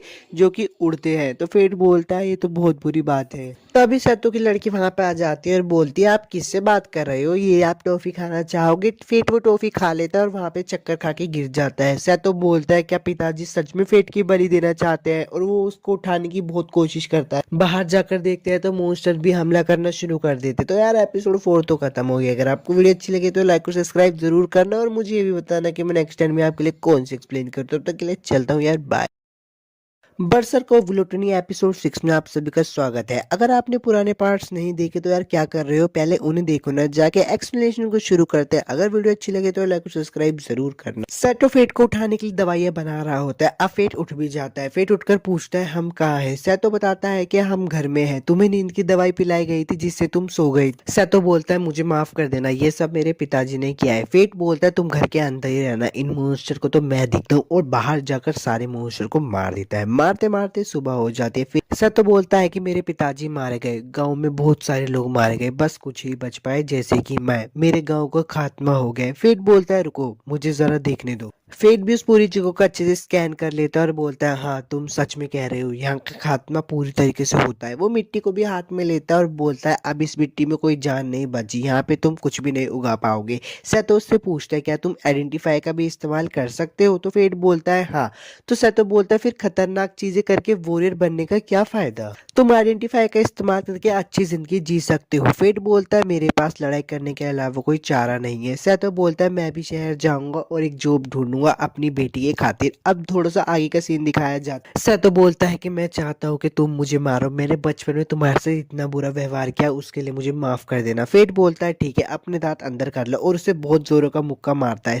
सतो बोलता है कि इतनी जोरों का कौन मारता है, तुम अभी भी भोंदू ही हो। फेट बोलता है अपनी बेटी का ख्याल रखना। सतो बोलता है तुम भी अपना ख्याल रखना। फेट वहां से जा ही रहा होता है और बोलता है चाहे गांव वाले कितने बुरा क्यों ना हो, लेकिन इन सबको मरता हुआ देखकर बहुत बुरा लग रहा है। रोक्शी का सीन दिखाया जाता है। रोक्शी के टीममेट मेंबर बोलते हैं हम ब्लानचेस्टर शहर पहुंचने ही वाले हैं। तो रोक्शी बोलती है हाँ जब हम वहां पहुंच जाएंगे हम चीजों को इकट्ठा करने का काम करेंगे। म्यूगन लेडी रोक्शी से बोलता है जब हम ब्लानचेस्टर पहुंच जाएंगे तो संभल कर रहना। लेडी रोक्शी बोलती है तुम्हारे कहने का मतलब क्या है। म्यूगन बोलता है जब तुम पहुंच जाओगी तुम खुद ही समझ जाओगी। फेट अपना गाड़ी में जा रहा होता है तो गाड़ी का मालिक बोलता है मैं तुम्हें यहाँ पर लेके तो आ गया हूँ पर तुम्हें मेरी सुरक्षा करनी पड़ेगी। तो फेट भी बोलता है हाँ ठीक है मैं तुम्हारी रक्षा करूंगा। तभी सामने बहुत सारे गुंडे आ जाते हैं। वो गुंडे फेट से बात कर रहे होते हैं, पीछे से गालियां आ जाती है और उन सबको हवा में उड़ा देती है। फेट उसे देखकर बोलती तुम तो वही हो ना। गालियां बोलती मैंने तुम्हें इन गुंडों से बचाया, तुम्हें मेरा एहसानमंद होना चाहिए। और उस गाड़ी के मालिक से पूछते क्या मैं भी तुम्हारे साथ चल सकती हूँ। गाड़ी का मालिक बोलता है बिल्कुल, जब आपने हमारी मदद की है तो हम आपको लेकर चलेंगे। गालियां भी उनके साथ चली जाती है। वो लोग रास्ते में सफर कर ही रहे होते हैं। गालियां फेट से पूछते मुझे तुम्हारा नाम नहीं पता। तो फेट बोलता है मेरा नाम है फेट ग्रेफाइट। गालियां बोलती है अच्छा फेट ऑफ ग्लूटोनी। फेट बोलता है ये सब तुम्हें कैसे पता। तो गालियां बोलते मेरे पास भी डेडली सिन की स्किल है तो मैं बता सकती हूँ। फेट बोलता है डेडली सिन। तो माइन बोलते क्या तुम्हें फेट ने बताया नहीं। अब वो अपने बारे में बताती है। वो बोलते मैं हूँ माइन ऑफ रेथ, तुमसे मिलके अच्छा लगा, मुझे भूख लग रही है। फेट अपने पापड़ निकालता है और बोलता है क्या तुम खाना चाहोगी। फेट बोलता है सारा मत खाओ मेरे लिए भी छोड़ो। तभी गाड़ी का मालिक बोलता है हम शहर पहुंचने वाले। तब एक लड़के का नाटक शुरू हो जाता है। वो गाड़ी का मालिक बोलता है कितनी बेकार एक्टिंग कर रहा है। तो फेट बोलते कि वही है जिसे लेडी रोक्शी लीड करने वाली है। तो वो आदमी बोलता है हाँ लेडी रोक्शी बस यहाँ पे पहुंचने वाली है। फेट की तलवार उस पर हंसते और बोलते तुम तो लेडी रोक्शी के पीछे जाने वाले थे, तुम तो उससे आगे निकल गए। अब वो दुकान का मालिक वहां से निकल जाता है। माइन फेट के कंधों पे ही सो जाती है। तो फेट बोलता है ओए खड़े खड़े मत सो। अब वो उसको उठा के चल लेता है और बोलता है ये सब कैसे हो गया। फेट की तलवार बोलती है हार मान लो, वो इतनी जल्दी उठने वालों में से नहीं है। फेट बोलता है मुझे लगता है तुम उसे अच्छे से जानते हो। पर तलवार कुछ नहीं बोलती और वापस से चुप हो जाती है। फेट आगे बढ़ने की कोशिश कर रहा होता है, पर सैनिक उसे रोक लेते हैं और बोलते हैं यहाँ से आगे बस गांव के लोग ही जा सकते हैं। अगर तुम्हें होटल लेना है तो वो तुम्हें वहां पे मिल जाता है। फेट एक होटल ले लेता है और अपनी तलवार से पूछता है तुम माइन को कैसे जानते हो। फेट की तलवार बताती है कि हम एक पुराने दोस्त हैं जो कि आपस में मिल जाते हैं, और ये उस स्लोथ पर भी लागू होता है। फेट बोलता है माइन की कुल्हाड़ी। वो बोलता है हाँ, स्लोथ और मैं एक एक डेडली वेपन है। तो फेट बोलता है हाँ, माइंड भी मुझे अपनी डेडली सिन के बारे में बता रही थी कि वो उसकी स्किल है, क्या तुम इसके बारे में जानते हो ग्रीड। तो ग्रीड बोलता है अच्छा, तो तुम्हारे जानने का समय आ चुका है। वो उसे बताता है कि स्लोथ, व्रैथ, प्राइड, लस्ट, ये सारी ताकतें उन लोगों को तोड़ने के लिए बनाई हैं जिन्हें भगवान ने बनाया, इसलिए इनको इमोर्टल वेपन कहा जाता है। उनमें से ग्लूटोनी सबसे ज्यादा पापी है। फेट बोलता है अच्छा समझ गया, एक बार ग्लूटोनी को आत्मा को खाने का चस्का लग जाए तो फिर उसे कोई नहीं रोक सकता, लगता है शायद ये सारी मेरी सजा है। तो ग्रीड बोलता है ऐसी बात नहीं है, माइंड पर भी ये सारी बातें लागू होती है, उसकी स्किल भी बहुत खतरनाक। फेट बोलता है आखिर मैं ही क्यों, इतना तो इसमें कुछ खास भी नहीं है। तो ग्रीड बोलता है ओए फेट, ऐसी भावनाओं को मत रखो वरना एक दिन ग्लूटोनी स्किल्स तुम्हें काबू कर लेगी और तुम पर हावी हो जाएगी। अब फेट भूख मिटाने के लिए रात को शिकार करने के लिए चला जाती है। तो ग्रीड बोलता है अपनी भूख को एक साथ मत मिटाओ, धीरे धीरे करके मिटाओ। तभी उसके सामने एक सैंडमैन आ जाता है और उन लोगों की बहुत जबरदस्त फाइट होती है। माइन का सीन दिखाया जाता है जो कि उठकर आती है और एक क्वेस्ट पढ़ती है जिसमें लिखा होता है जो कोई भी सैंड गोलम को हराएगा उसे इनाम दिया जाएगा। फेट और सैंडमैन की लड़ाई चली रही होती है, वो दोनों बहुत अच्छी तरीके से लड़ाई कर रहे होते हैं, पर वहां पे कुछ लोग भी फंसे हुए होते हैं, इसलिए फेट सैंडमैन को हराकर उन लोगों को बचा लेता है। वो लोग फेट को शुक्रिया बोलते हैं क्योंकि फेट ने उन लोगों को बचाया होता है। उनमें से एक लड़का बोलता है मेरा नाम है बार्ट, तुम्हारा नाम क्या है। तो फेट उसे बताता है मेरा नाम है कॉर्पस। अब सुबह का सीन आ जाता है और माइन बिना कपड़ों के बैठी होती है। तो फेट बोलता है जरा कपड़े पहन लो। तो माइन बोलते है तुम बस अभी बच्चे हो तो मुझे क्यों शर्म आएगी। फेट बोलता है मुझे तो शर्म आ रही है ना। माइन बोलते तुम्हारे दिमाग में बहुत गंदे ख्याल आ रहे हैं। फेट बोलता है ऐसा नहीं है। ग्रीड बोलता है तुम दोनों की अच्छी बन रही है। अब माइन तैयार होकर कहीं जा रही होती है तो फेट पूछता है तुम कहाँ जा रही हो। माइन बताती है कि मैं सैंड गोलम का शिकार करने जा रही हूँ। तो फेट बोलता है मैं तो उसे कल रात ही हरा चुका हूँ। माइन गुस्सा हो जाती है और बोलती है तुमने मेरा शिकार चुरा लिया। तो फेट बोलता है अच्छा अच्छा, तुम आधा ले लेना। अब वो लोग अपना इनाम लेने के लिए जा रहे होते तो वो लड़की बोलती है मिस्टर कॉर्पस, सैंड गोलम को हराने के लिए आपका शुक्रिया, ये लीजिए आपके 100 गोल्ड कॉइन। माइन फेट को बोलते तुम ये मास्क क्यों लगाते हो, ये बहुत घटिया है। तो फेट उसे बताता है कि मैंने मिस्टर कॉर्पस बन के सैंड गोलम को हराया है, तो मुझे मिस्टर कॉर्पस बन के ही इनाम को लेना होगा। तभी वहां पे सर रुडोल्फ आ जाते हैं और बोलते हैं तो तुम ही हो जिसने मिस्टर सैंड गोलम को हराया है, अब से तुम मेरी सेवा करोगे और तुम्हें मना करने का कोई हक नहीं है। जब एक नाइट बोलता है तो तुम उसे मना नहीं कर सकते। माइन उसके पास जाती है और बोलती है ऐसा नहीं चलेगा, वो मेरा शिकार था। रुडोल्फ माइन को देखकर बोलता है तुम तो अभी बच्चे हो, तुम्हें तो घर जाकर अपनी माँ का दूध पीना चाहिए। माइन को ये बात सुनकर बहुत गुस्सा आता है और वो उसे वहीं पे ही उड़ा देती है। एपिसोड 6 तो खत्म हो गया। अगर आपको वीडियो अच्छी लगी तो लाइक और सब्सक्राइब जरूर करना और मुझे भी बताना कि मैं नेक्स्ट एंड में आपके लिए कौन सी एक्सप्लेन करूँ। मिलता हूँ आपसे नेक्स्ट एंड में एक्सप्लेनेशन वीडियो में। एपिसोड की शुरुआत में कहा जाता है कि फेट बोलता है तुम्हें पक्का यकीन है कि तुम्हारे पास व्रत है, ग्लूटोनी स्किल नहीं, और हमने सारा खाना अभी खरीदा था, तुम कितना खाओगे और ये खाना जाता कहाँ है। माइन को ये बात सुन के बहुत गुस्सा आ जाता है और वो अपनी ताकत का इस्तेमाल करती है। फेट उसको बोलता भी कि मत करो और उसकी ताकत इस्तेमाल करने की वजह से गाड़ी टूट जाती है। गाड़ी का मालिक कहता है कि इसके पैसे मैं अलग से लूंगा। माइन कहीं पे जा रही होती है तो फेट बोलता है अरे कहाँ जा रही है, और उसके पीछे पीछे चलने लगता है। वो एक गाँव में आ जाता है तो ग्रीड बोलता है ये जगह तो बहुत शांति भरी लगती है, हम गालिया के बहुत करीब आने वाले हैं और मॉन्स्टर का खतरा भी बढ़ता जा रहा है, पर इस गांव में इतनी शांति कैसे है। मुझे तो लगता है कि इस गांव की हिफाजत कोई ताकतवर बंदा करता है। फेट बोल रहा है कि अच्छा मुझे समझ आ गया और आगे बढ़ने लगता है। तभी वो एक आदमी को बैठा देखता है और उससे पूछता है जरा सुन आपको पता है इस गाँव का मुखिया कौन है। तो वो बंदा बोलता है हाँ, इस गाँव का मुखिया मैं ही हूँ। तो फेट बोलता है कि मैं यहाँ पे कहीं रहने की जगह ढूंढ रहा हूँ, तो क्या आप मुझे दोगे। फेट और ग्रीड दोनों ही उसकी तलवार देखकर समझ जाते हैं कि वो एक होली नाइट है और वो ही इस गांव की रक्षा करता है। वो मेयर बोलता है अच्छा ठीक है, मैं तुम्हें जगह तो दे दूंगा पर मेरी एक शर्त है, तुम्हें मेरे साथ मुकाबला करना होगा। वो फेट की आइडेंटिफाई वाली स्किल्स को देखकर बोलता है तुम लेवल 1 पर और स्टैट्स तुम्हारे 2 मिलियन से भी ऊपर है। फेट बोलता है कि आपने आइडेंटिफाई स्किल का इस्तेमाल करा और मुझे पता ही नहीं चला। वो मुखिया बोलते तुम लड़ाई करोगे या फिर नहीं। अब उन दोनों के बीच में लड़ाई हो जाती है और वो मुखिया फेट को आराम से हरा देता है। फेट बोलता है कि अच्छा इसका मतलब हम यहाँ पे नहीं रह सकते। तो वो मुखिया बोलता है कि नहीं, तुम यहाँ पे रह सकते हो, ये जरूर कोई किस्मत का ही खेल होगा। होगा जो तुम यहाँ पे आए हो, पर एक शर्त पर, जब तक तुम यहाँ पे रहोगे मैं तुम्हें ट्रेनिंग दूंगा। फेट बोलता है कि मैं ही क्यों, तो गांव का मुखिया बोलता है कि चलो भी यार, एक बूढ़े आदमी की इच्छा समझकर इसको मान लो। फेट और ग्रीड मन में सोच रहे होते हैं अच्छा इसके पीछे कुछ तो गड़बड़ है। तभी फेट अपनी आइडेंटिफाई का यूज कर रहा होता है, पर वह मुखिया बोलता है रुक जाओ, तुम्हें अपनी आइडेंटिफाई को रोकना नहीं आता ना, और भी तुम्हारी बहुत सारी ताकत है जो कि अधूरी है। तुम्हारा मॉन्स्टर्स के साथ लड़ने का अंदाजा तो काफी अच्छा है, पर तुम किसी इंसान से अच्छे तरीके से नहीं लड़ पाते हो। गांव का मुखिया बोलता है करना चाहोगे मेरे साथ ट्रेनिंग, तो फेट की तलवार ग्रीड बोलती है कि यार इसे कुछ चाहिए भी नहीं और फ्री में ट्रेनिंग दे रहा है, मुझे तो इसमें बहुत ज्यादा गड़बड़ लग रही है। पर फेट बोलता है कि यार ऐसे किसी होली नाइट से ऑफर मिलते नहीं है इतनी आसानी से। तो ग्रीड बोलता है ठीक है तुम्हारी मर्जी, जो करना है करो। फेट बोलता है कि मेरा नाम है फेट ग्रेफाइट और मुझे आपसे सीखने में बहुत खुशी होगी। तभी उस गांव के मुखिया का नाम पता चलता है, उसका नाम है आरुण। वहाँ माइन भी आ जाती है और बोलते फेट हमें वहाँ पे कैंप लगाने की जगह मिल गई है। तो फेट बोलता है नहीं, मुझे रहने की जगह मिल गई है। सीन दिखाया जाता है कि आरुण फेट को ट्रेनिंग दे रहा होता है और सुबह से शाम हो जाती है। आरुण बोलता है कि कल हम असली ट्रेनिंग करेंगे। फेट भी बोलता है ठीक है, पर फेट को तभी कुछ मॉन्स्टर की गंध आ रही होती है और वो देखता है कि वो गंध उस कैसल से आ रही होती है। तभी आरुण की आवाज जाती है ये सब क्या है। वो आके अंदर देखते हैं माइन ने सारा खाना खा लिया होता है। फेट बोलता है कि इसके लिए मुझे माफ कर देना। आरुण बोलता है कि ठीक है, मैं गांव से कुछ खाना मांग कर लेके आता हूँ। दूसरा दिन दिखाया जाता है ट्रेनिंग का। आरुण फेट को एक लकड़ी देता है और बोलता है तुम इस लकड़ी से मेरे वार से बचना। पर फेट बोलता है ये तो बस एक लकड़ी है, तो टूट जाएगी। आरुण बोलता है कि मैं ट्रेनिंग दे रहा हूँ ना, मुझे पता है तुम कर लोगे, और उन दोनों के बीच में फिर से प्रैक्टिस शुरू हो जाती है। ट्रेनिंग खत्म हो जाती है। आरुण बोलता है कि अब तुम अपने स्टैट्स को अच्छे से काबू कर पाओगे। फेट बोलता है आपका बहुत बहुत शुक्रिया जो आपने मेरे को सिखाया। तभी वहाँ पे माइन आ जाती है और बोलती है मेरी तरफ से तुम्हारे पास एक तोहफा, और उसके मुंह पे वापस से चित्रकारी कर देती। खाने का सीन दिखाया जाता है। आरुण फेट को बोलता है क्या तुम इतनी जल्दी जा रहे हो, तो फेट बोलता है हाँ मुझे जाना ही होगा। तभी वो बोलता है खाने के लिए बहुत बहुत शुक्रिया माइन, तुम्हें भी इसको शुक्रिया बोलना चाहिए। पर माइन कुछ कहती नहीं। फेट बोलता है माइन की तरफ से मुझे माफ कर देना। आरुण बोलता है कि कोई बात नहीं, तुम लोग पेट भर के खाओ, अभी बहुत सा मीट और सब्जियां बची है। आरुण महल की तरफ देख रहा होता है और बहुत उदास होता है। तो फेट उससे पूछता है क्या उस महल में कुछ है क्या। आरुण उसे बताता है कि 15 साल पहले वो महल मेरा हुआ करता, पर एक दिन मुझे शाही ऑर्डर की वजह से महल छोड़कर जाना पड़ा। उसी मौके का फायदा उठा के लीच लॉर्ड, जो कि लोगों की बहुत नफरत से पैदा हुआ था, उसने मेरी फैमिली को मार दिया। आज भी मेरी फैमिली उसके चंगुल में है। फेट वहां से खड़ा हो जाता है और बोलता है मुझे कुछ काम है, मैं भी आता हूँ। वो महल की तरफ जा ही रहा होता है, पीछे से आरुण आता है और बोलता है तुम महल की तरफ जा रहे हो ना, मैं भी तुम्हारे साथ आता हूँ। वो दोनों जा ही रहे होते। पीछे से माइन बोलती है कि मैं तुम्हारे गांव पे नजर रखूंगी, बदले में मुझे 50 गोल्ड कॉइन दे देना। अब वो दोनों सारे बंदों को मारकर महल के अंदर आ जाते हैं। पर जब महल के अंदर आरुण देखता है तो बहुत हैरान हो जाता है, क्योंकि वहां पे सब लोग जिंदा होता है। आरुण बोलता है कि तुम लोग जिंदा थे, मुझे माफ कर देना, मैं तुम्हारे पास नहीं आ पाया।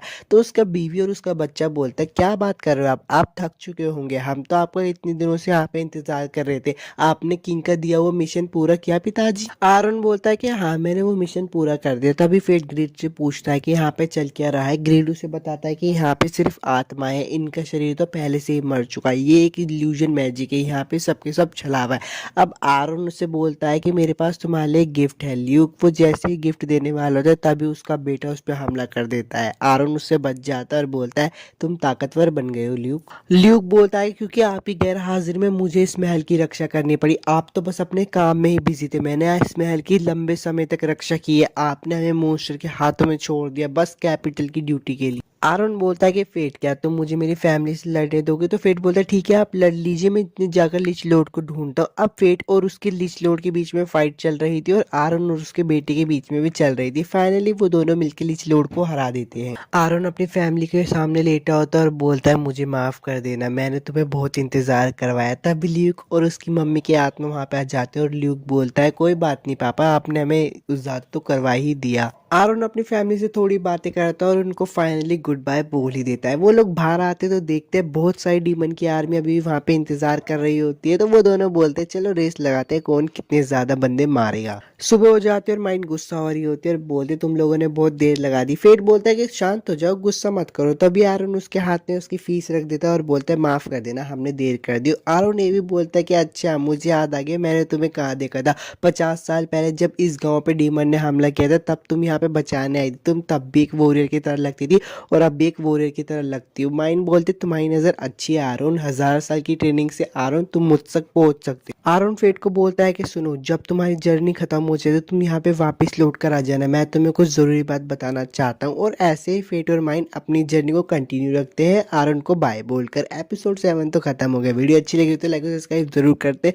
मिलता हूँ आपसे नेक्स्ट एक्सप्लेनेशन वीडियो में। एपिसोड की शुरुआत में फेट माइंड से पूछता है कि तुम्हें सच में कहना ना तुम्हारे पास व्रात है ना कि ग्लूटोनी, तो वो ये भी बोलता है कि उन्होंने हमें इतना सारा खाने का सामान दिया था और तुमने इतनी जल्दी खत्म कर दिया। तो माइंड बोलती है कि गुस्से से बहुत जल्दी कैलोरीज बर्न होती है, इसलिए मैं खा रही हूँ। फेट की तलवार बोलती है कि तुम ये सारी बातें पहले ही कर चुके हो। माइंड फेट को बोलती है कि तुम खाना चाहोगे। माइंड फेट को अपने हाथों से खिलाती है और बोलती है हाँ ये हुई ना बच्चों वाली बात, और जाके उसकी गोदी में लेट जाती है। फेट बोलता है कि तुम मेरी गोद में क्यों सो रही हो। माइंड बोलती है कि जमीन बहुत कड़क है इसलिए तुम्हारा गद्दा मैंने इस्तेमाल कर लिया। फेट माइंड को सोते हुए देखकर बोलता है कि देखो कैसे बच्ची की तरह लगती है सोते हुए। फिर उसे एक सीन याद आ जाता है जिसमें माइंड बोलती है कि हम फैंटम है, हमें मरने की इजाजत नहीं है, हमें भी बहुत सारे काम करने हैं। फेट ग्रीड से पूछता है कि हे सुनो, तुम्हें पता है किसकी तरफ लड़ रही है, पर ग्रीड कुछ नहीं बोलता। फेट बोलता है कि तुम हमेशा की तरह सब कुछ पता होते हुए भी आज भी कुछ नहीं बोलोगे। ग्रीड बोलता है कि हाँ शायद, पर जब तुम इसके साथ सफर कर ही रहे हो तो तुम्हें पता लग जाएगा। लेडी रोक्सी का सीन दिखाया जाता है, उनके साथी उनसे पूछते कि हम गालियां पहुंचने वाले हैं ना लेडी रोक्सी। तो लेडी रोक्सी कहती है हाँ। म्यूगन से पूछते कि अभी हम कहाँ पहुंचे हैं। म्यूगन उन्हें बताता कि हम हाउसन के करीब पहुंचने वाले हैं।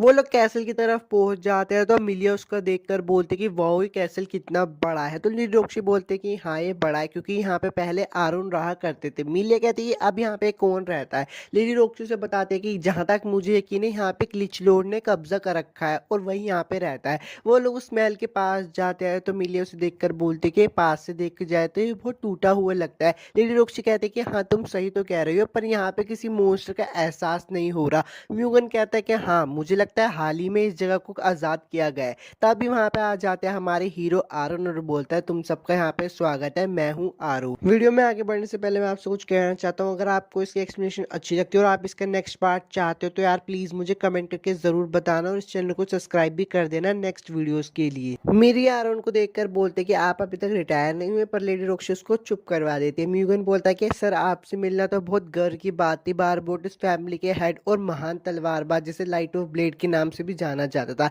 लेडी रोक्सी बोलते कि गुस्ताफी के लिए माफी चाहती हूँ मैं हूँ, पर वो अपना नाम बताने वाली होती है। तभी आरोन बोलता है कि रुको मुझे पता है, बहुत बड़ी हो चुकी है रोक्सी। रोक्सी बोलती कि आपको मेरा नाम कैसे पता। आरोन बोलते कि मेरी मेसन और आयशा से पुरानी पहचान है, जब तुम पैदा हुई थी तो उन्होंने ही तुम्हारा नाम रखने के लिए मुझे कहा था। लेडी रोक्सी बोलती कि वाह मुझे तो ये बात कभी पता ही नहीं थी, मेरे पेरेंट्स ने मुझे बात कभी बताई ही नहीं। म्यूगन वहां पे आकर बोलता है कि मुझे जलन हो रही है लेडी रोक्सी, आपका नाम एक हीरो ने रखा है। आरोन बोलता है कि मैं हीरो रह चुका हूँ पर अब मैं हीरो नहीं हूँ, तुमने तो मेरे रिटायर होने की वजह पता ही ली होगी रोक्सी। जिनकी मुझे हिफाजत करनी थी उनकी तो मैं हिफाजत कर नहीं पाया और उनको मैंने खो दिया, अब मेरे पास लड़ने के लिए कोई वजह नहीं बची। तो लेडी रोक्सी पीछे से बोलते पर आपने तो लिचलॉर्ड को हरा दिया ना। तो आरन बोलते हैं नहीं मैंने ये सब अकेले नहीं करा, मैंने उस लड़के के साथ मिलकर ये करा, उसी की बदौलत मैं उसे हरा पाया। म्यूगन बोलता है कि अच्छा वो लड़का बहुत जाबाज ही रहा होगा जिसने आपके साथ लड़ाई करके लिचलॉर्ड को हराया है। मीरिया भी पीछे बोलती है कि मुझे उससे मिलना है, बताओ ना वो कहाँ है। लेडी रोक्सी बोलती है कि आप मुझे उसका नाम बता सकते हो, मुझे कैपिटल में जाके बताना है कि हाउसन से किसने लिचलॉर्ड को भगाया। आरन बोलता है कि मुझे माफ कर देना पर मैं नहीं बता सकता। थोड़ा पहले का सीन दिखाया जाएगा जिसमें फेट आरन से बोलता है कि अगर कोई भी मेरे बारे में पूछे ना तो प्लीज उनको मत बताना, ये अजीब सी रिक्वेस्ट करने के लिए मैं माफी चाहता हूँ। आरन बोलता है कि उसने अपना नाम राज रखने के लिए बोला है। लेडी रोक्सी बोलती है अच्छा कोई बात नहीं मैं समझ गई, अब मैं चलती हूँ और गुस्ताखी के लिए माफ करना। आरन बोलता है तुम गालियां जा रही हो। लेडी रोक्सी बोलती है हाँ पर आपको कैसे पता। आरन बोलता है कि होली नाइट्स का यहाँ पे आना मतलब एक ही मकसद हो सकता है, क्या तुम्हें यहाँ पे वेलरिक ब्रदर्स ने भेजा है। तो लेडी रोक्सी बोलता है नहीं मैं यहाँ पे खुद से आई हूँ। आरन लेडी रोक्सी से पूछते हैं तुम मुझसे ट्रेनिंग लेना चाहोगी, गालिया में तुम्हें लड़ाई करने के लिए मैं सिखाऊंगा वहाँ पे कैसे लड़ते हैं, आखिरकार मैंने ही तुम्हारा नाम रखा है। लेडी रोक्सी बोलते हैं कि हाँ मुझे आपसे सीखकर बहुत खुशी होगी। वो उनको ट्रेनिंग दे रहे होते हैं। आरन बोलते हैं कि मुझे तुम्हारी तलवारबाजी में मेसन की सीख दिख रही है। फेट बोलता है कि बहुत देर से चल रहे हैं और आखिर ये कौन सी जगह है। तो माइन उसे बताते हैं कि ये वही जगह है जहाँ पे मेरा जन्म हुआ था। पैदा होते हैं मुझे इंपीरियल कैपिटल में भेज दिया गया था, इसलिए मुझे यहाँ की थोड़ी यादें याद नहीं है, पर ये जगह जरूरी है। फेट बोलता है कि मुझे तो लगा था गालिया 4000 साल पहले ही खत्म हो गया है।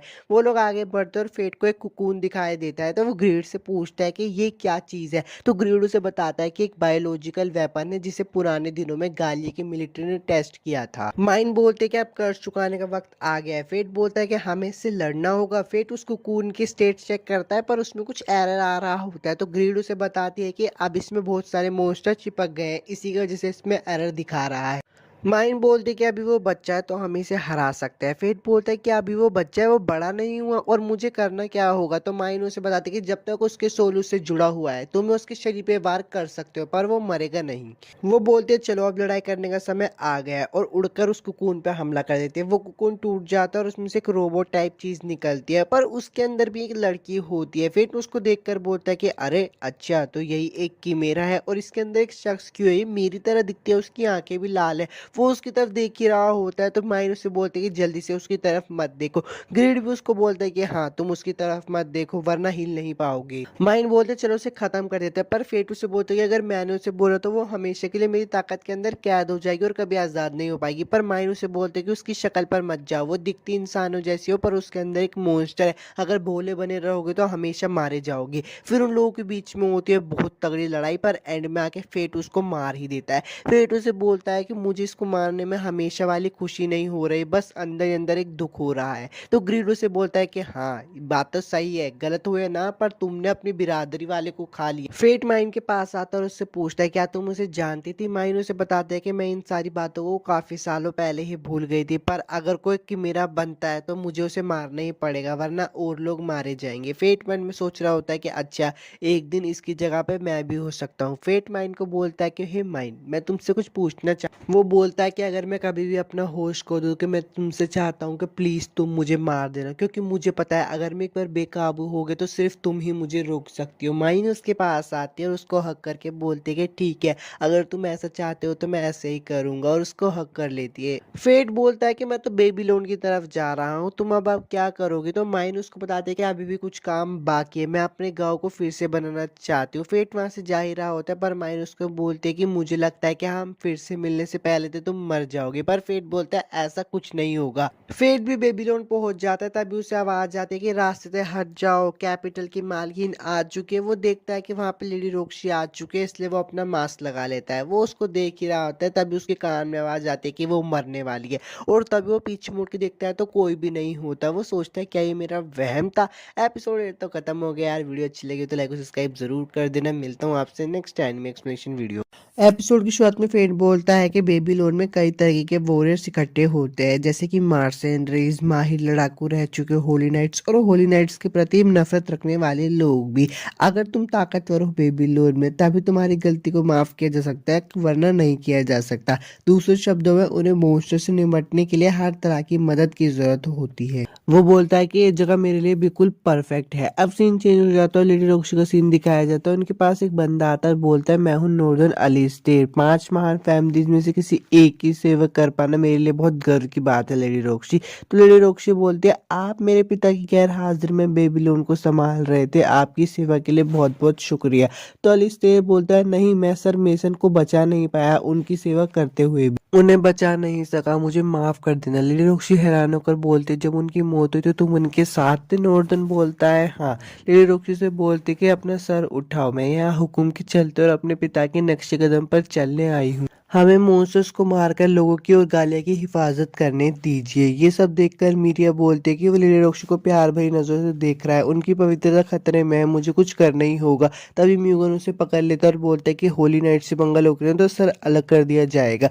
लेडी रोक्सी पीछे मुड़ते और बोलते कि मीरिया और म्यूगन चलो इस शहर को घूमते हैं। फेट का सीन दिखाया जाता है। फेट बोलता है कि रहने के लिए 10 कॉइन और नाश्ते के लिए 1, कितने भी पैसे यहाँ पे ले आओ फिर भी यहाँ पे कम ही रहते हैं। तब ग्रिड बोलते कि फेट अपनी साइड में देखो, वो मैन मुझे अपनी तरफ बुला रही है। फेट बोलता है कि तो बड़ी महंगी लगती है। ग्रिड बोलता है ज्यादा कंजूस मत बनो। तभी बाहर एक बंदा आता है और बोलता है कि आपका स्वागत है, आपको कुछ चाहिए, पर जैसे वो फेट के कपड़े दिखते हैं तो फेट के कपड़ों को छूने लगता है। फेट बोलता है तुम क्या कर रहे हो। वो बंदा बोलता है कि आग की गोली की करतूत है, नहीं शायद और भी गर्म चीज ने इसको फाड़ दिया है। फेट बोलता है आपको कैसे पता चला। वो बंदा बोलता है कि अच्छे तो मैंने सही अंदाजा लगाया था। ग्रिड बोलता है कि इस बंदे की निगाह चील की तरह है, बिल्कुल हम इस पे भरोसा कर सकते हैं, इससे मैन के बारे में पूछो। फेट बोलता है कि ये मैन मुझे खरीदनी है, इसकी कीमत क्या है। तो वो बंदा बोलता है कि तो बस दिखाने के लिए, अगर तुम्हारे तुम्हारे मैन चाहिए तो मैं तुम्हारी तलवार के लिए दूसरी बना दूंगा, मुझे अपनी तलवार दिखाओ। तो फेट उसे अपनी तलवार दिखाता है। अब दुकान के अंदर का सीन दिखाया जाता है। वो बंदा कहता है कि तुम्हारी तलवार तो बहुत लाजवाब है। ग्रीड बोलता है कि तुमने सुना, एक सुनारी सोने को परख सकता है, मैं इतना हूं ही महान कि मेरी महानता छुपाए भी नहीं छुपती। फेट बोलता है कि अच्छा, तो इसके मैन बनाने के लिए कितने रुपए लगेंगे। वो बंदा बोलता है कि 500 गोल्ड कॉइन। फेट सुन के हैरान हो जाता है और दुकान से बाहर आ जाता है, कहता है रहने दो। फेट बोलता है कि अच्छा 500 कॉइन, यार ये तो बहुत लूट मची हुई है। ग्रीड बोलता है हमें पैसे बचा कर रखने चाहिए थे। फेट बोलता है कि बेबीलोन की महंगाई तो यार आसमान को छू रही है, पहले हमें रोज के खर्चे को निकालना होगा। तभी उसे पीछे से आवाज आती है और एक बंदा बोलता है, ओए मास्क वाले लड़के हमारे साथ आओगे, वैसे भी तुम्हें मॉन्स्टर हंट में नाम कमाना है ना, तुम कैपिटल के लिए एक वॉलंटियर सोल्जर की तरह काम कर सकते हो। तो फेट बोलता है कि नहीं शुक्रिया, मुझे काम के लिए किसी की जरूरत नहीं है। वो बंदा बोलता है कि माफ करना, आपको एक्स होली नाइट होंगे इसलिए आप अकेले काम करना चाहते हो और आप बहुत ताकतवर भी होंगे, हमने तो बस आपका हाल थोड़ा खराब देखा इसलिए आकर आपसे पूछो और वहां से चले जाते हैं। फेट बोलता है कि फटीचर दिखने के लिए माफ कर देना। ग्रीड बोलता है देखा, अगर तुम अच्छे कपड़े पहने होते वो उन जैसे लंगूर तुम्हें परेशान नहीं करते। फेट बोलता है अच्छा ठीक है, अब मैं अपने नए कपड़े लूंगा, आज बहुत सारा शिकार करूंगा। अब वो लोग शिकार के बीच में होते तो ग्रीड उसे बताता है कि हमने बॉर्डर पार कर लिया है। फेट बोलता है कि बड़ी गंदी सी बदबू आ रही है। तो ग्रीड उसे बताता है कि हाँ, क्योंकि यहाँ पे हर जगह मॉन्स्टर की लाशें हैं। ग्रीड बोलता है कि लगता है शायद भगदड़ मचने वाली है। तो फेट बोलता है कहाँ, तभी सामने से ओक्स का झुंड आ रहा होता है। तो ग्रीड उनके बारे में बताता है, ओक्स एक तरीके के मॉन्स्टर है जो गालिया में हर जगह फैले हुए हैं और वो बहुत समझदार है, इसलिए वो मिलकर काम करते हैं। उनकी संख्या लगभग 50 होगी। मैं कहूंगा इनसे लड़ना मतलब इंसानों से लड़ना जैसा। फेट बोलता है कि ठीक है, मैं समझ गया, अब वक्त आ चुका है जो मुझे आरोन ने सिखाया था उन सबका इस्तेमाल करने का। वो ओक्स पे हमला करने वाला होता है, तभी इंसानों को एक झुंड आ जाता है और ओक्स पे हमला कर देता है। फेट वहां पे खड़े होकर देख रहा होता है। तो ग्रीड बोलता है कि पागल होके जे क्या कर रहे हो, जाकर उनके किल चुराओ ना। तो फेट बोलता है तो बदतमीजी होगी। ग्रीड बोलता है कि शिकार करने में कोई भी तमीज नहीं होती। तभी वहां पे एक और ओक्स का झुंड हमला कर देता है। तो फेट बोलता है मुझे किसी के किल चुराने नहीं पड़ेंगे। ग्रीड भी बोलता है हाँ, अब तुम्हारे पास हीरो बनने का वापस से समय आ गया, और वो सारे ओक्स को मार देता है। ग्रीड उससे बोलता है ये क्या हुआ। फेट उसे बताता है कि मैंने इतने सारे ओक्स को मार दिया तब भी मेरी ग्लूटोनी स्किल्स में कुछ हलचल नहीं हो रही। तो ग्रीड उससे पूछता है जब तुमने हानियल को मार था उसके बाद से कुछ हलचल नहीं हो रही। फेट उसे बोलता है हाँ, क्या आरोन मुझे इसी के लिए वो सब सिखा रही थी। ग्रीड बोलता है कि जल्दी से इन सबके कान ले लो और जाके शहर में इनको बेच आओ। फेट उन सबके कान लेके बेचने के लिए आ रहा होता है। लोग बाग उसे देख के बहुत हैरान हो रहे होते, कह रहे होते कि तो दो पार्टियों के मिलके तभी इतने सारे कान आ सकते हैं और इसने काम अकेले कर दिया।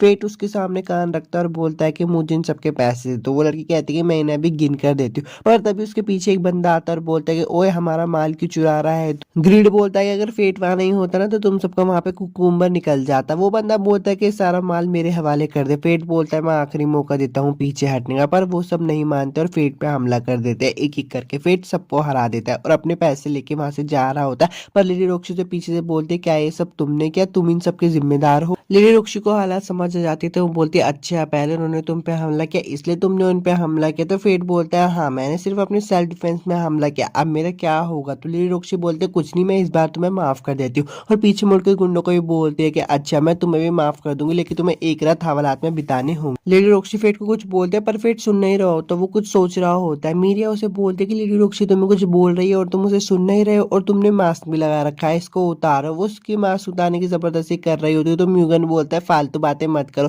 लेडी रोक्सी बोलती है इसकी कोई जरूरत नहीं है। वो फेट से माफी मांगते और बोलते कोई परेशानी खड़ी मत करना और थोड़े अच्छे से कपड़े बदल लो। ये बात सुन के तो फेट वहां से भाग जाता है। फेट बाहर आ जाता है तो ग्रिल उसे बोलता है कि देखो अब लेडी रोक्सी ने भी बोल दिया, तुम्हें अपने आप को साफ कर लेना चाहिए और अच्छे कपड़े पहन लेना चाहिए और तुम्हें मेरे लिए म्यान खरीदनी चाहिए। तो फेट बोलता है कि अभी हमारे पास इतने पैसे नहीं है, हमें पहले कमाने होंगे। तभी वहां पे वो दुकान का बंदा आ जाता है और बोलता है कि मैंने सुना कि तुमने गिल्ड में सारे गुंडों को हरा दिया, क्या तुम लड़ाई करते हुए मेरी गियर पहनना चाहोगे। फेट बोलता है कि इतनी जल्दी इसकी खबर बन भी गई। वो बंदा बोलता है कि अरे मैंने अपना नाम तो बताया नहीं, मेरा नाम है जेड और मैं 3 महीनों से गियर की दुकान चला रहा हूँ। अब वो लोग दुकान के अंदर आ जाते तो फेट उसे बोलते कि अच्छा, तो अभी तुमने नाम नहीं बनाया इसलिए तुम चाहते हो कि मैं तुम्हारे कपड़े पहन के तुम्हारा प्रमोशन करूँ। तो वो बंदा कहता है कि हाँ, मुझे किसी ऐसे बंदे की तलाश थी जो कि मेरे गियर्स को पहन के मेरा नाम बढ़ा सके, तो क्या तुम मेरे साथ काम करना चाहोगे। फेट बोलते हैं कि हाँ, इस ऑफर को मना करने की कोई वजह नहीं है। वो उसे अपने कपड़े पहना देता है और बाद में बोलता है लाओ 800 रुपये दे दो। फेट बोलता है मुझे तो लगा ये फ्री था। फेड बोलता है कि जैसे ही मैं पैसे कमा रहा हूँ उतनी तेजी से मेरे पैसे जा रहे हैं। अब उसको भूख लगने लगती है तो वो एक पब में चला जाता है। वहां पे एक लड़की होती है जिसे देख के उसकी नजरें नहीं हट रही होती। फेड बोलता है यार ये क्या बला है। वो लड़की फेड के पास आती है और बोलती है मुझे तुम्हारा इंतजार था फेड।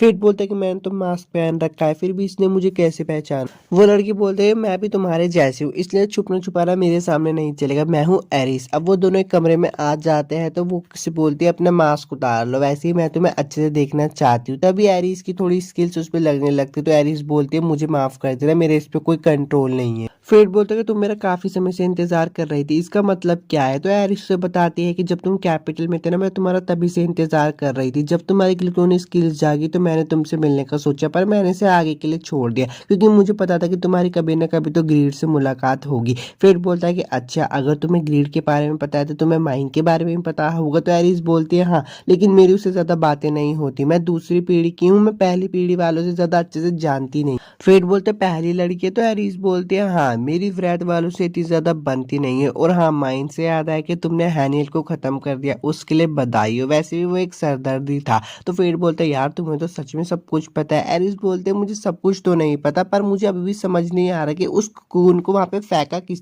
एरिस बोलते है कि चलो अब ये सब छोड़ो सीधा काम की बात पर आते हैं। फेड बोलता है कि हैं तो अब तक हम सारी बातें क्या कर रहे थे। एरिस से बोलते कि डेडली सिन के साथ साथ होते हुए मैं एक किंगडम की गार्डियन भी हूँ, मेरे लिए किंगडम के काम लोगों से ऊपर है, सीधा कहूँ तो मैं उज्जवल भविष्य के लिए काम कर रही हूँ। तो फेड बोलता है तुम कहना क्या चाहती हो। एरिस से बोलते है कि मेरे को पता है लेडी रोक्सी गालिया में मरने वाली है। फेड को गुस्सा आ जाता है और बोलता है ये कैसा बेहुदा मजाक है, तुम चाहती हो कि लेडी रोक्सी मर जाए। एरिस बोलते हैं लेडी रोक्सी की मौत से हमें बहुत फायदा होगा। तो फेड बोलता है कि उनकी मौत से किसी को फायदा नहीं होगा और वहां से चला जाता है। एरिस बोलते हैं कि प्लान तो शुरू हो चुका है, एपिसोड 9 खत्म हो चुका है, अब एपिसोड 10 की तरफ चलते हैं। एपिसोड की शुरुआत में नॉर्दर्न रोक्सी से बोलता है कि जिस फोर्स को हमने गाली से सामान लाने के लिए भेजा था उससे हमारा कांटेक्ट टूट गया है। तो लिली रोक्सी बोलते हैं कांटेक्ट टूट गया, इसकी कोई वजह पता है। नॉर्दर्न बोलता है कि नहीं। लिली रोक्सी बोलते कि अच्छे तो बताओ उनका कांटेक्ट कहाँ टूटा। नॉर्दर्न उन्हें बताता है कि ग्रेट रवाइन में। लिली रोक्सी बोलती है कि हम उन्हें बचाने के लिए जा रहे हैं। बाद में फेड बोलता है कि मैजिक क्रिस्टल। तो जेड बोलता है कि हाँ इस तलवार की मैन बनाने के लिए उनकी जरूरत पड़ेगी पर हाल ही में उनका मिलना मुश्किल हो गया है। तो फेड बोलता है इनका माल भी नहीं आ रहा। जेड उसे बताता है कि रॉयल आर्मी मैजिक क्रिस्टल की सप्लाई पर नजर रखती है इसलिए मुझे नहीं पता। ग्रीड फेड से बोलता है कि हमें क्रिस्टल को लेके ही आना होगा। तो फेड जेड से पूछता है कि मैं क्रिस्टल लेके आ जाऊंगा, मुझे बता दो कि वो कहाँ मिलेंगे। जेड बताता है कि वो गालिया में मिलेंगे। ग्रीड बोलता है कि कोई दिक्कत नहीं है हम आसानी से लेकर आ जाएंगे।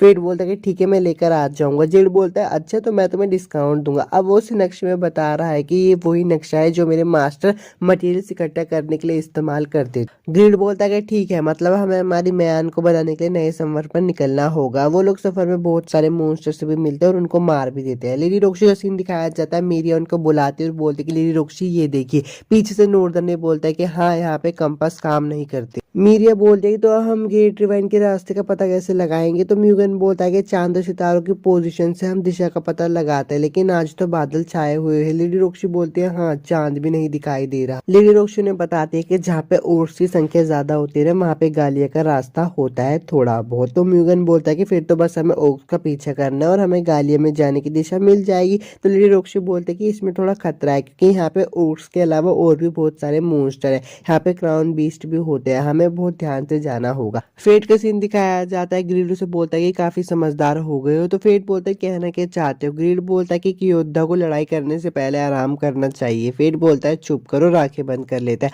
आंखें बंद करने पे वो एक जगह पे आ जाता है जो कि पूरी सफेद होती है। तभी उसके सामने वही लड़की आती है जिसको उसने मारा था।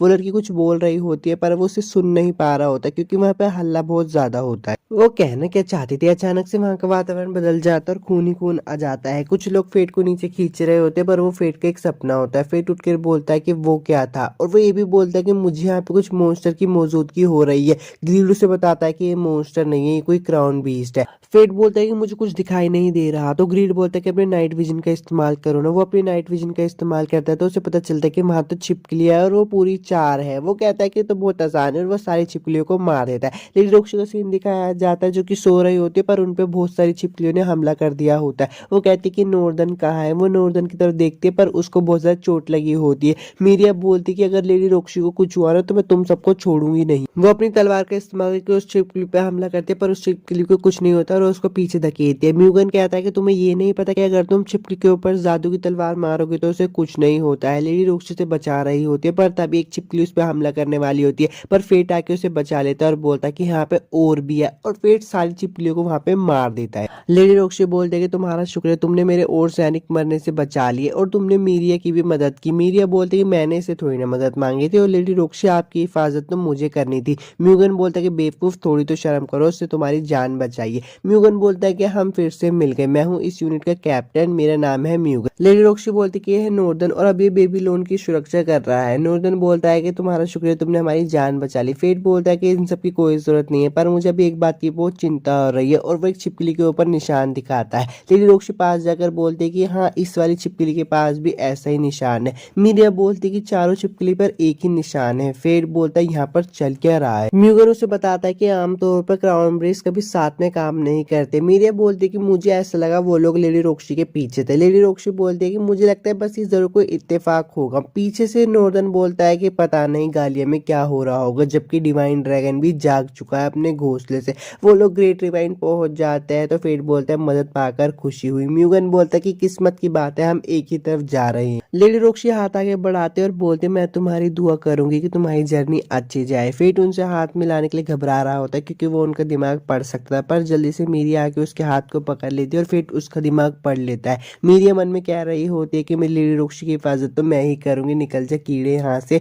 लेडी रॉक्सी बोलती है कि इसकी तरफ से मैं माफी मांगती और वो लोग वहां से चले जाते हैं। सुबह का सीन दिखाया जाता है। फेट एक जगह पे आ जाता है और बोलता है कि यहाँ की हवा तो बहुत ताजी और अच्छी। ग्रीड बोलता है कि शायद ये लड़ाइयों का असर होगा जो कि यहाँ पे पहले हुई थी। अब वो लोग थोड़ा आगे बढ़ते हैं तो फेट एक चीज को देखता है, वहां पे एक मॉन्स्टर पत्थर में जमा हुआ होता है। ग्रीड उसे बोलता है कि इसका इस खास माहौल से कुछ लेना देना होगा। फेट आगे बढ़ रहा होता है और उसको एरिस दिखाई देती है। वो एरिस की तरफ जाता है पर एरिस तो वहां से निकल जाती है। ग्रीड उसको बोलता है कि उधर देखो। वो उधर देखता है और वहां पे हैरान हो जाता है क्योंकि वहां पे किमेरा होता है। वो कहता है ये हिल नहीं रहा है तो ग्रीड उसे बोलता है कि ये कोई प्रोटोटाइप होगा और इसमें कोर भी नहीं है, शायद इसे प्राचीन लड़ाइयों में इस्तेमाल किया गया होगा और बाद में इसे दफन कर दिया गया होगा और फिर जमीन खिसकने के बाद उसका सर बाहर आ गया। फिर बोलता है कि फिर तो यहाँ पे और भी जमीन खिसकी होगी। वो आगे जाके देखते तो वहाँ पे 3 जमीन खिसकी होती है। वहाँ पे 3 प्रोटोटाइप होने चाहिए थे पर वहाँ पे 2 गायब होते हैं। फिर समझ जाता है कि ये जरूर एरिस की चाल होती है। तभी उसे वहाँ पे किसी के चिल्लाने की आवाज आती है। फिर बोलता है कि वो तो ईस्ट की तरफ से आ रही है और वहीं पर ही लेडी रॉक्सी गई। लेडी रॉक्सी का सीन दिखाया जाता है जिनके ऊपर 2 प्रोटोटाइप हमला कर रहे होते हैं। मीरिया बोलते हैं कि मैं लेडी रॉक्सी की जान बचाऊंगी चाहे कुछ भी हो जाए और उस पर दोनों प्रोटोटाइप हमला कर देते हैं पर म्यूगन उसे आगे बचा लेता है और म्यूगन को चोट लग जाती है। फेट भी वहां पे आ जाता है और एक प्रोटोटाइप पे हमला कर देता है। फेट बोलता है कि तुम ठीक तो हो। लेडी रॉक्सी बोलती है कि हाँ मैं तो ठीक हूँ, लेकिन म्यूगन मीरिया को बचा रहा था और उसको चोट लग गई और नॉर्दन की भी हालत खराब है।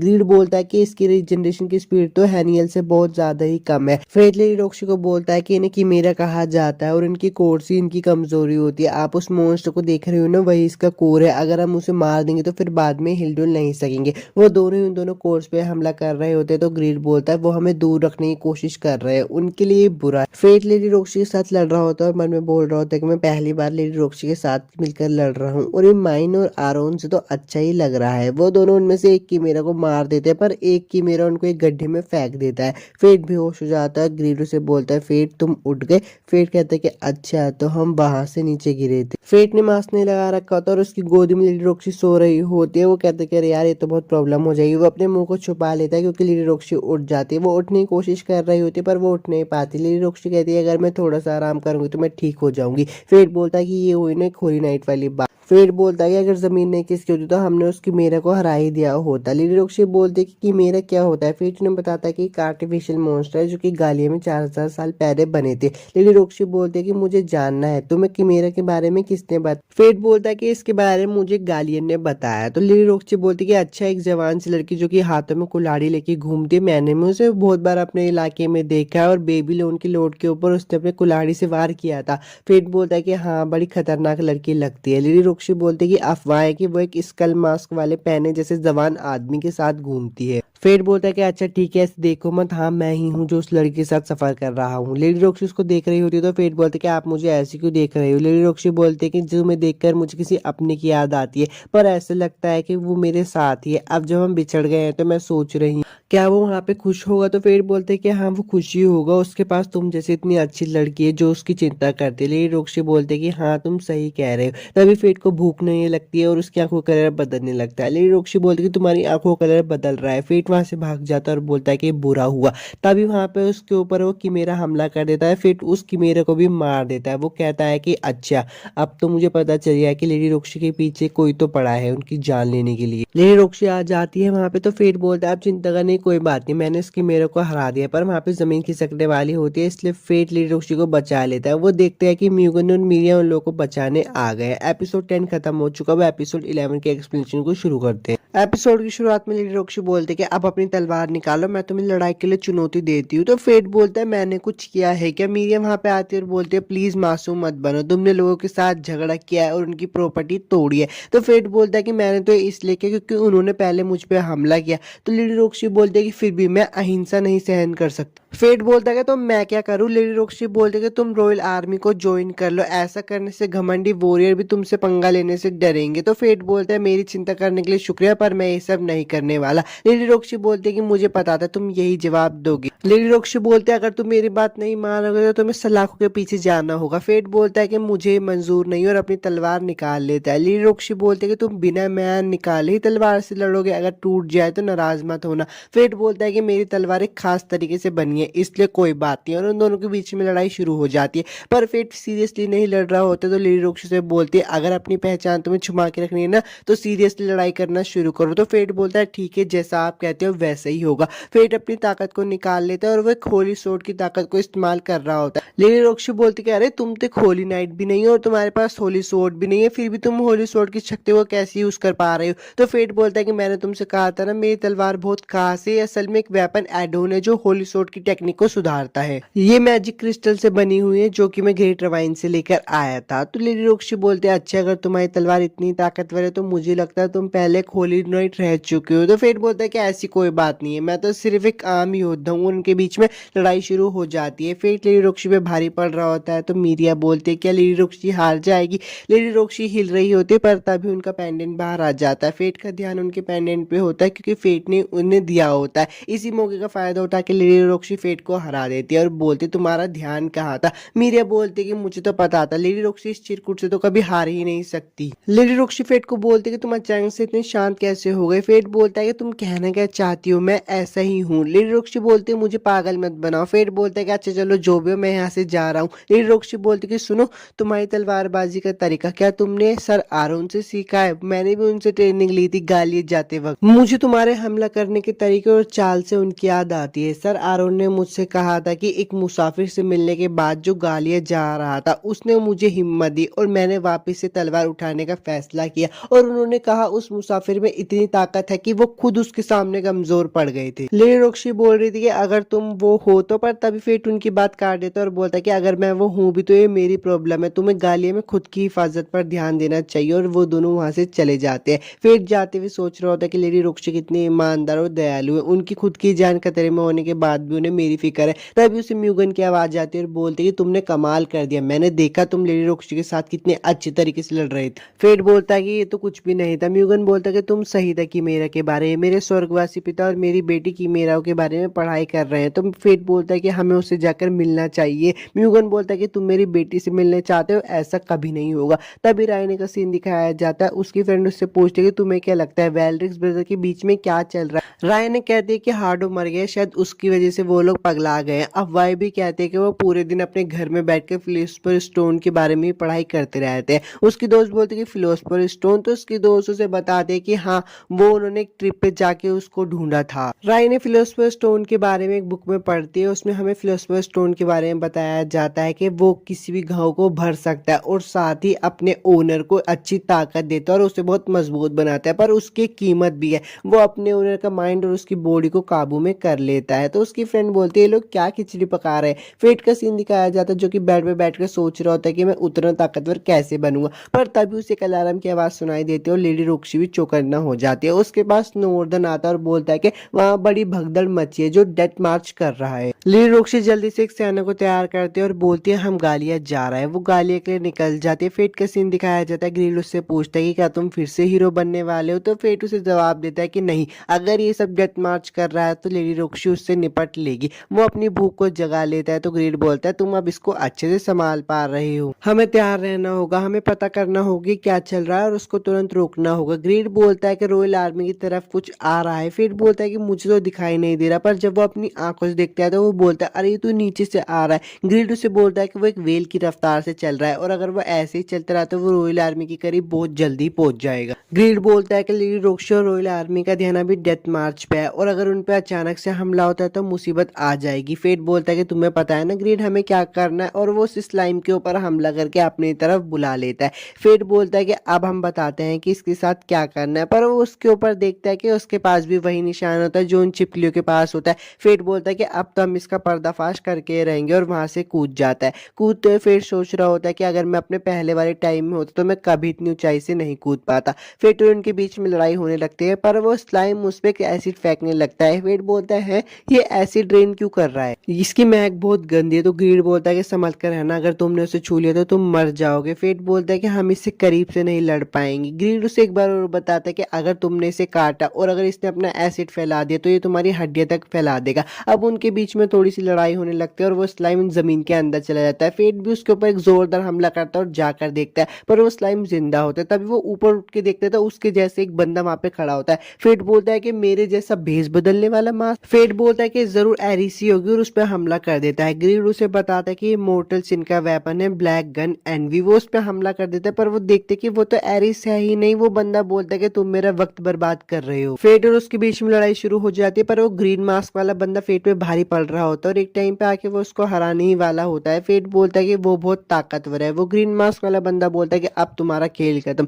फेट अपनी ताकत से बोलता है कि ग्लूटोनी स्किल्स, मुझे वो सारी ताकत दो जो मुझे चाहिए, और वो ताकतवर बन जाता है। उन दोनों के बीच में फिर से लड़ाई शुरू हो जाती है, पर इस बार फेट उस ग्रीन मास्क वाले बंदे पे हावी हो रहा होता है। फेट उस ग्रीन मास्क वाले बंदे का मास्क हटा देता है तो वो बोलता है तुम तो नॉर्दर्न हो। वो ग्रीन मास्क वाला बंदा बोलता है कि तुम आधे सही हो और फ्लूट बजाने लग जाता है। फेट बोलता है फ्लूट क्यों बजा रहे हो। वो लड़का बोलता है कि तुम जल्दी ही देखोगे। उसके फ्लूट बजाने से डिवाइन ड्रैगन भी आ जाता है तो ग्रीड फेट को बताता है कि वो ड्रैगन वेस्ट की तरफ जा रहा है जहाँ पे लेडी रोक्सी है, हमें उसे बचाना ही होगा। फेट उसे बचाने के लिए जा रहा होता है, पर वो ग्रीन वाला बंदा बोलता है कि अब हम दोनों इस लड़की को मारना चाहते हैं तो उसे बचाने के लिए अपना पूरा दम लगा दो, और उसको जाने से रोक भी रहा होता है। वो ड्रैगन लेडी रोक्सी के पास पहुंच ही जाता है और उस पर लेजर बीम का हमला करने ही वाला होता है, पर फेट उस पर अपनी पूरी जान लगा के उन्हें बचा लेता है। लेडी रोक्सी बोलती है क्या तुम फेट हो, तो फेट बोलता है हाँ, बहुत समय बाद मिली लेडी रोक्सी, मैं आपके भागने के लिए समय निकालता हूँ, आप यहाँ से भाग जाना। एपिसोड 11 तो खत्म हो गया। एपिसोड 12 के एक्सप्लेनेशन को शुरू करते हैं। एपिसोड की शुरुआत वहीं से होती है। फेट बोलता है कि मैंने आपसे अभी तक झूठ बोला, उसके लिए माफ कर देना, और जो आपने मेरे लिए किया उसके लिए आपका शुक्रिया। और आगे जाके ड्रैगन से फाइट कर रहा होता है। ड्रैगन से फाइट करने के साथ वो उस ग्रीन मास्क वाले बंदे के साथ भी फाइट कर रहा होता है। वो ग्रीन मास्क वाला बंदा बोलता है कि तू बहुत चालाक है, तूने डिवाइन ड्रैगन पे ऐसी कौन सी आर्ट यूज की जो मैंने आज तक नहीं देखी। अब उन दोनों के बीच में अच्छी लड़ाई चल रही होती है, दोनों एक दूसरे को अच्छी टक्कर दे रहे होते हैं, पर तभी वो लड़का फेट के हाथ काट देता है और बोलते हैं कि अब तेरा खेल खत्म। एरिस ने मुझे बोला था कि उसे तुझसे बहुत उम्मीद है, पर इसका कोई फायदा नहीं हुआ। अब जो तूने मुझे दर्द पहुंचाया उसकी तो तुझे कीमत चुकानी ही पड़ेगी। और वो फेट को मारने ही जा रहा होता है, पर फेट पीछे से उसके सीने में तलवार घुसा देता है। वो बंदा बोलता है कि ये तूने कब किया। फेट उसे बोलता है कि मुझे पता था, तो खुद को जीता हुआ समझकर तू मुझे हल्के में लेगा। वो लड़का बोलता है कि तुमने मुझे मारने के लिए अपने हाथ गवा दिए। तो फेट बोलता है कि ये तो बस एक जुआ था, अब मेरे हाथ को अपने साथ ले जाओ, और उसके दो हिस्से कर देता है। पर वो वापस से उस व्हाइट स्क्रीन में आ जाता है। फेट बोलता है कि मैं तो यहाँ पे पहले भी आया हूँ, मुझे ये जगह याद आ रही है। पीछे से आवाज आती है कि मैंने तुम्हें इतनी चेतावनियां दी। फेट उस लड़की को देखकर बोलता है कि तुम तो वही लड़की हो ना जो हानियल के कोर में थी। वो लड़की बोलती है कि मेरा नाम है लूना और शुक्रिया। फेट बोलता है कि तुम मुझे शुक्रिया क्यों कह रही हो। वो लड़की बोलती है कि मुझे मारने के लिए, इतनी उदास मत हो, शायद तुमने वो मेरे भले के लिए ही किया था, लेकिन मुझे माफ करना। फेट बोलता है कि अब तुम क्यों माफी मांग रही हो। वो लड़की बोलती है कि मैं तुम्हारे लिए ज्यादा कुछ नहीं कर पाई, और तभी उसके नीचे की जमीन टूटने लगती है। फेट बोलता है कि अच्छा, तो तुम ही से रोके हुई थी, ग्लूटोनी स्किल जो मेरे अंदर शांत थी, तुमने उसको रोक रखा था। लूना बोलते हैं कि अब मुझे माफ कर देना, मैं तुम्हें और सपोर्ट नहीं कर पाऊंगी। तो फेट बोलता है सपोर्ट। लूना उसे बताते हैं कि अगर तुमने डिवाइन ड्रैगन को निगल लिया ना ना तो तुम अपने ऊपर से काबू खो दोगे और तुम पागल हो जाओगे। तभी उसके नीचे की जमीन खिसकने लगती है और ग्रीड उसका हाथ पकड़ लेता है। ग्रीड बोलता है कि मुझे लग ही रहा था कि तुम इतने शांत कैसे हो गए, अब मुझे पता चला तुम यहाँ थे। फेट बोलता है कि ये तुम्हारी असली फॉर्म है। फेट उसको घूर रहा होता है तो ग्रीड बोलता है अब मुझे घूरो मत, हमारे पास ज्यादा समय नहीं है, हमें वापिस चलना चाहिए। फेट बोलता है कि रुको, और लूना को देखकर बोलता है चेतावनी देने के लिए शुक्रिया, लेकिन मैं ऐसे ही डिवाइन ड्रैगन को खुला घूमने नहीं दे सकता, मैं उसे खत्म करके रहूंगा। अब वो वापस से प्रेजेंट में आ जाते हैं और फेट उसे बोलता है कि अब हमें इसे खत्म करना ही होगा, और वो ग्रिड को ऊपर फेंक के मारता है और उस ड्रैगन को फाइनली खत्म कर ही देता है। पर उसके अंदर उसकी सारी शक्तियां आ जाती है तो फेट काबू खोने लगता है। तो वो बोलता है कि रुक जाओ, मुझे थोड़ी देर और। फेट बोलता है कि अगर मैंने अभी अपना काबू खो दिया ना तो मैं डिवाइन ड्रैगन से भी ज्यादा खतरनाक बन जाऊंगा और मुझे कोई नहीं रोक पाएगा। इसलिए वो अपनी सारी शक्तियां अपने हथियार मतलब ग्रीड में फेंकने लगता है। ग्रीड बोलता है कि ओए रुको, तुम ये क्या कर रहे हो। फेट बोलता है कि मुझे माफ कर देना, पर मैं ये और नहीं सह सकता। वो अपनी थोड़ी सी ताकत दे देता है ग्रीड को और ग्रीड भी अपनी नई लेवल में आ जाता है। फेट बोलता है कि अगर अब मैं बर्सर्क मोड में जाता भी हूँ तो मुझे इतना डैमेज नहीं होगा। ग्रीड बोलता है कि अच्छा, तो ये स्किल सुमी भी अंदर से खा रही है। वहां पे माइन भी आ जाती है और फेट माइन को बोलता है प्लीज मुझे मार दो। माइन उसको बताती है कि जब तुम अपनी स्किल पर ज्यादा जोर देते हो ना तो वो तुम पर हावी हो जाती है और तुम उस पर से अपना काबू खो देते हो। मैंने तुम्हें चेतावनी दी थी। फेट बोलता है मुझे माफ कर देना। माइन बोलती है अच्छा मैं समझती हूँ, उसको मारने वाली होती है पर लेडी रोक्शी आकर उसको बचा लेती है। फेट बोलता है कि आपने मुझे क्यों बचाया। लेडी रोक्शी बोल रही तुम ये मुझसे पूछ रहे हो, तुम अभी क्या करने की सोच रहे थे। फेट बोलता है कि मैं नहीं चाहता था कि आप मुझे कभी ऐसे देखो। लेडी रोक्शी बोलती है तुम्हें क्या लगता है इन सब चीजों से मुझे तुमसे नफरत हो जाएगी, भले ही तुम में कैसी भी ताकत आ जाए, लेकिन तुम मेरे लिए वही फेट रहोगे। फेट मन में सोच रहा होता है कि ग्लूटो स्किल्स पहले से बेकाबू थी लेकिन अब वो शांत हो गई है। फेट मन में सोच रहा होता है कि मैं पहले डरा हुआ था कि लेडी रोक्शी जब मुझे ऐसे देखेंगे तो वो मुझसे नफरत करेगी, लेकिन अभी उन्होंने मुझे देख लिया और वो मुझे इस चीज को लेके एक्सेप्ट भी कर दिया। मैं हमेशा सोचता था कि मैं लेडी रोक्शी को बचाऊंगा, पर मुझे लगता था कि वो मुझे बचाएगी पहले की तरह। अब फेट लेडी रोक्शी की बाहों में बेहोश हो जाता है और कुछ दिनों के बाद उठता है। फेट कहता है कि मैं कहाँ हूँ और ये मेरा कमरा है। वो अपने हाथ को देखता है तो उसको याद आता है कि हाँ ये तो नॉर्दन ने मेरे हाथ को काट दिया था और मैं कितने दिन से सोया हूँ। तो एरिस और माइन अंदर आती है और एरिस बोलती है तुम पूरे एक हफ्ते से सोए हुए हो। वो बोलती है तुम्हें अभी भी मेरी चिंता है। माइन बोलते तुम बहुत सोते रहते हो। एरिस बोलती कि तुम इसे दोष नहीं दे सकती क्योंकि इसने अपनी हद से ज्यादा ताकत का इस्तेमाल कर लिया था। इरिस फेट को उसका हथियार दे देते और बोलते हैं ये लो, तुम इसे भूल गए थे। ग्रीड फेट से बोलते कि इतने दिनों के बाद मेरी याद आ रही है। फेट ग्रीड को बोलते कि अरे तुम्हारी हालत तो कुछ ज्यादा ही खराब है। एरिस बोलते इसकी हालत तो खराब होनी ही थी, हम इसे गालिया के सेंटर तक ढूंढ कर आए इसलिए इतना गंदा हो रहा है। फेट बोलता है कि वहां तक पहुंचा कैसे। एरिस उसे बताते हैं कि शायद इसे कोई वहां पे मॉन्स्टर ले गया होगा क्योंकि माइन उसे कलेक्ट करना भूल गई थी। एरिस अब मेन बात बताती है, अब जबकि तुमने डिवाइन ड्रैगन को हराई दिया है तो हमें तुम्हारी मदद की जरूरत है।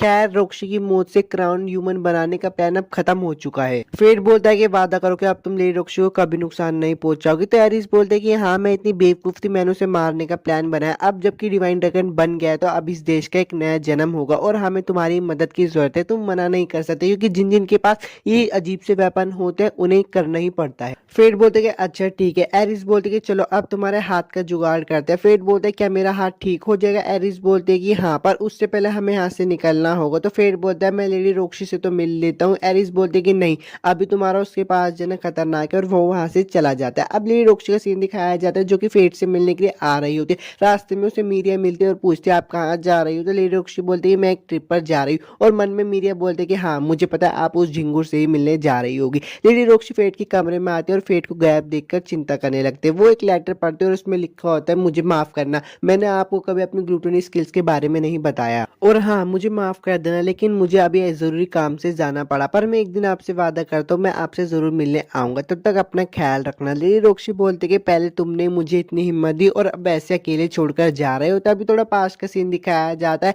एक बच्चा रात को बेंच पे बैठा होता है तो लेडी रोक्शी उससे जाकर बोलते कि तुम्हें अपने घर जाना चाहिए। तो फेट बोलता है कि नहीं प्लीज मुझे मत मारो। लेडी रोक्शी बोलती कि मैं तो बस तुम्हें ऐसे ही कह रही थी। ले फेट बोलता है मुझे माफ कर। फेट बोलता है मुझे माफ कर दो। लेडी रोक्शी बोलती है अच्छा तो लोग सच में होली नाइट से डरते हैं और फेट से माफी मांगने लगती है। फेट बोलता है आप क्यों माफी मांग रहे हो। लेडी रोक्शी बोलती है कि मुझे खुद को एक होली नाइट कहने में शर्म आ रही है। फेट को भूखने लगती है तो लेडी रोक्शी उसको कुछ खाने के लिए खिलाती है। अब फेट को वहां से जाना होता है तो वो बोलता है अच्छा अब मुझे पता चला कैपिटल में इतने बुरे लोग नहीं है। वो वहां से जा रहा होता है तो लेडी रोक्शी बोलती है तुम्हारा नाम क्या है। वो वो बोलता है मेरा नाम है फेट और वहां से चला जाता है। री रोक्शी बोलती है कि पहली बार मुझे खुद पर गर्व हो रहा है क्योंकि मैं एक होली नाइट हूँ। और प्रेजेंट का सीन दिखाया जाता है। री रोक्शी बोलती है कि अपना ध्यान रखना फेट, और सीन बदल जाता है। वेल्ड्रिक ब्रदर्स का सीन दिखाया जाता है। राफेल बोलता है अच्छा तो वो मास्क पहनने वाला बंदा ही फेट है जिसने हार्डो को मारा था, और वो बोलता है मुझे जरा काम है, और अपने कमरे में जाके जोरों से हंसने लगता है और बोलता है फेट तुम बस देखते जाओ। फेट का सीन दिखाया जाता है। एरिस से बोलते हैं कि अगर तुम अपनी ग्रीड को थोड़ी सी पावर दे दोगे तो वो तुम्हें हील भी कर सकता है। फेट ग्रीड को बोलता है कि मेरी 40% पावर कर दो और मुझे हील कर दो। फेट का भी हाथ वापस से आ जाता है और एपिसोड 12 भी यहीं पे खत्म हो जाता है। अगर आपको ये सारे एपिसोड्स अच्छे लगे तो